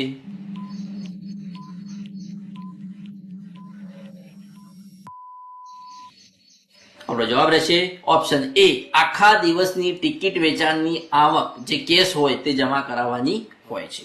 કંડક્ટરે તેની ફરજ પર એટલે કે રૂટ પર પૂરી થયા પછી તે વેબિલ મુજબની તમામ ગણતરી કરેલી રકમ ડેપોના કેશિયરને જમા કરાવવાની હોય છે.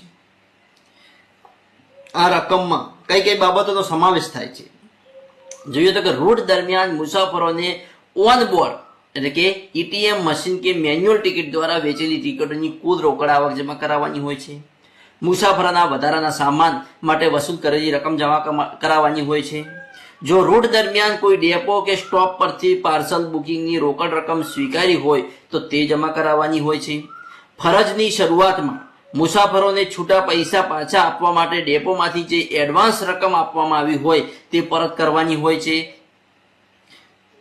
તો એ તેમને કેશ જમા કરાવવાની હોય છે. ધ્યાનમાં રાખવા જેવી બાબતમાં જોયું તો કે જો ડિજિટલ પેમેન્ટ એટલે કે યુપીઆઈ કાર્ડ દ્વારા ટિકિટ બુક થઈ હોય તો તે ઓનલાઈન જમા થઈ જાય છે, પરંતુ તેના રિપોર્ટની એન્ટ્રી વેબિલમાં બતાવવાની રહે છે. જો હિસાબમાં કોઈ તફાવત એટલે કે ઓછી રકમ જણાય તો તે શોર્ટ કેશ ગણાય છે અને કંડક્ટરે તે પોતાના ખિસ્સામાંથી ભોગવવી પડે છે. નેક્સ્ટ પ્રશ્ન નંબર 96. બસમાં ફાયર એક્સટિંગ્યુશર એટલે કે અગ્નિશામક યંત્ર ક્યાં રાખવામાં આવે છે?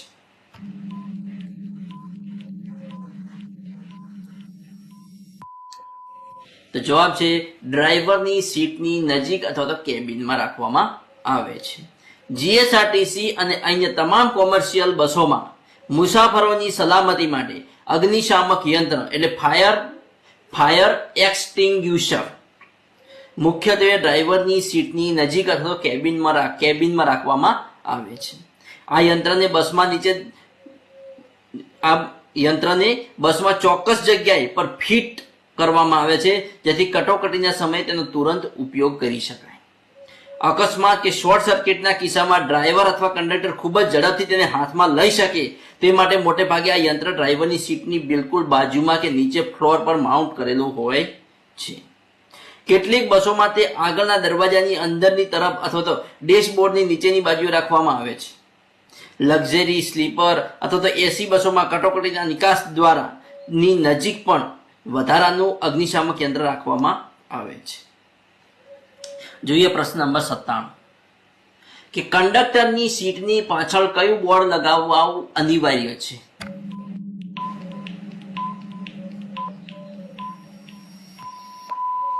જવાબ રહેશે ઓપ્શન બી, કંડક્ટર સીટનું નામ. એસટી બસમાં કંડક્ટરની સીટની પાછળ મુખ્યત્વે અલગ અલગ બોર્ડ લગાડેલા હોય છે, જેમ કે મહિલાઓ માટે અનામત, કંડક્ટર સીટનું બોર્ડ, વિકલાંગ ધારાસભ્યનું અનામતનું બોર્ડ જે લગાવેલા હોય છે. મહિલા અનામત બેઠકો જોઈએ કે બસમાં આગળની ડાબી કે જમણી તરફથી શરૂઆતની સીટો જે કંડક્ટર સીટની બિલકુલ પાછળ કે નજીક હોય છે તે મહિલાઓ માટે સુરક્ષિત હોય છે, જેથી તેમના માટે ખાસ સૂચના બોર્ડ ત્યાં મારવું ફરજિયાત છે. બીજું છે કે કંડક્ટર સીટનું બોર્ડ કંડક્ટરની પોતાની નિયત સીટની ઉપર અથવા તેની બિલકુલ પાછળ કંડક્ટર સીટ અથવા સીટ નંબરનું પાટિયું લગાવેલું હોય છે, જેથી કોઈ મુસાફર ત્યાં ન બેસે. બીજું છે કે વિકલાંગ અથવા તો ધારાસભ્યની અનામત બસના આગળના ભાગમાં જ કંડક્ટર સીટની આસપાસ દિવ્યાંગો માટે અથવા તો માનનીય ધારાસભ્ય, સાંસદ સભ્યશ્રી અથવા તો ધારાસભ્યશ્રી માટે અનામત હોવાના બોર્ડ પણ અનિવાર્યતા મુજબ પ્રદર્શિત કરાય છે. જોઈએ પ્રશ્ન નંબર 98. મુસાફરોની સુવિધા માટે એસટી નિગમનો ટોલ ફ્રી હેલ્પલાઇન નંબર કયો છે?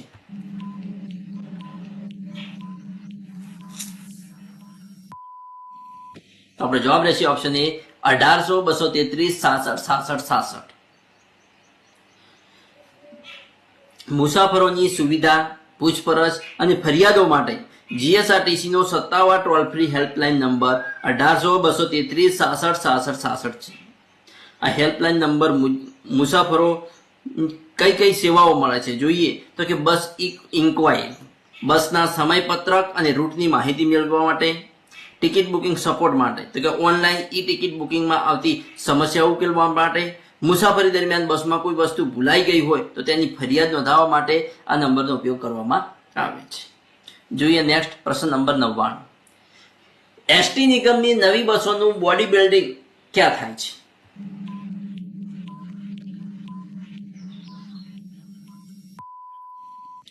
તમને જવાબ રહેશે ઓપ્શન બી, નિગમના સેન્ટ્રલ વર્કશોપ એટલે કે નરોડા અને માન્ય સંસ્થાઓમાં થાય છે અથવા તો નરોડામાં થાય છે, અમદાવાદના નરોડામાં થાય છે.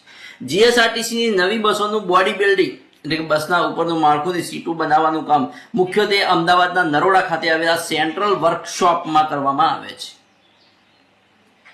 જીએસઆરટીસી પાસે નરોડામાં પોતાનું વિશાળ સેન્ટ્રલ વર્કશોપ છે, જે સેન્ટ્રલ મોટર વ્હીકલ રૂલ્સના નિયમો હેઠળ પ્રમાણિત છે. નિગમ પોતાની સ્લીપર, સેમી લક્ઝરી અને મીડી બસોની બોડીનું મેન્યુફેક્ચરિંગ ત્યાં કરે છે. જ્યારે ખૂબ જ મોટી સંખ્યામાં નવી બસો ખરીદવાની હોય ત્યારે નિગમ અશોક લેલન્ડ અથવા તો ટાટા મોટર્સ જેવી અગ્રણી કંપનીઓને ફુલ્લી બિલ્ટ બસ એટલે કે ચેસિસની સાથે બોડી પણ કમ્પ્લીટ બનાવીને આપવાનો ઓર્ડર આપે છે. આ બસો તે કંપનીઓના પોતાના પ્લાન્ટમાં તૈયાર થાય છે. જોઈએ પ્રશ્ન નંબર 100. જીએસઆરટીની પરીક્ષામાં સફળ થવા માટે કયા વિષયો પર પ્રભુત્વ જરૂરી છે?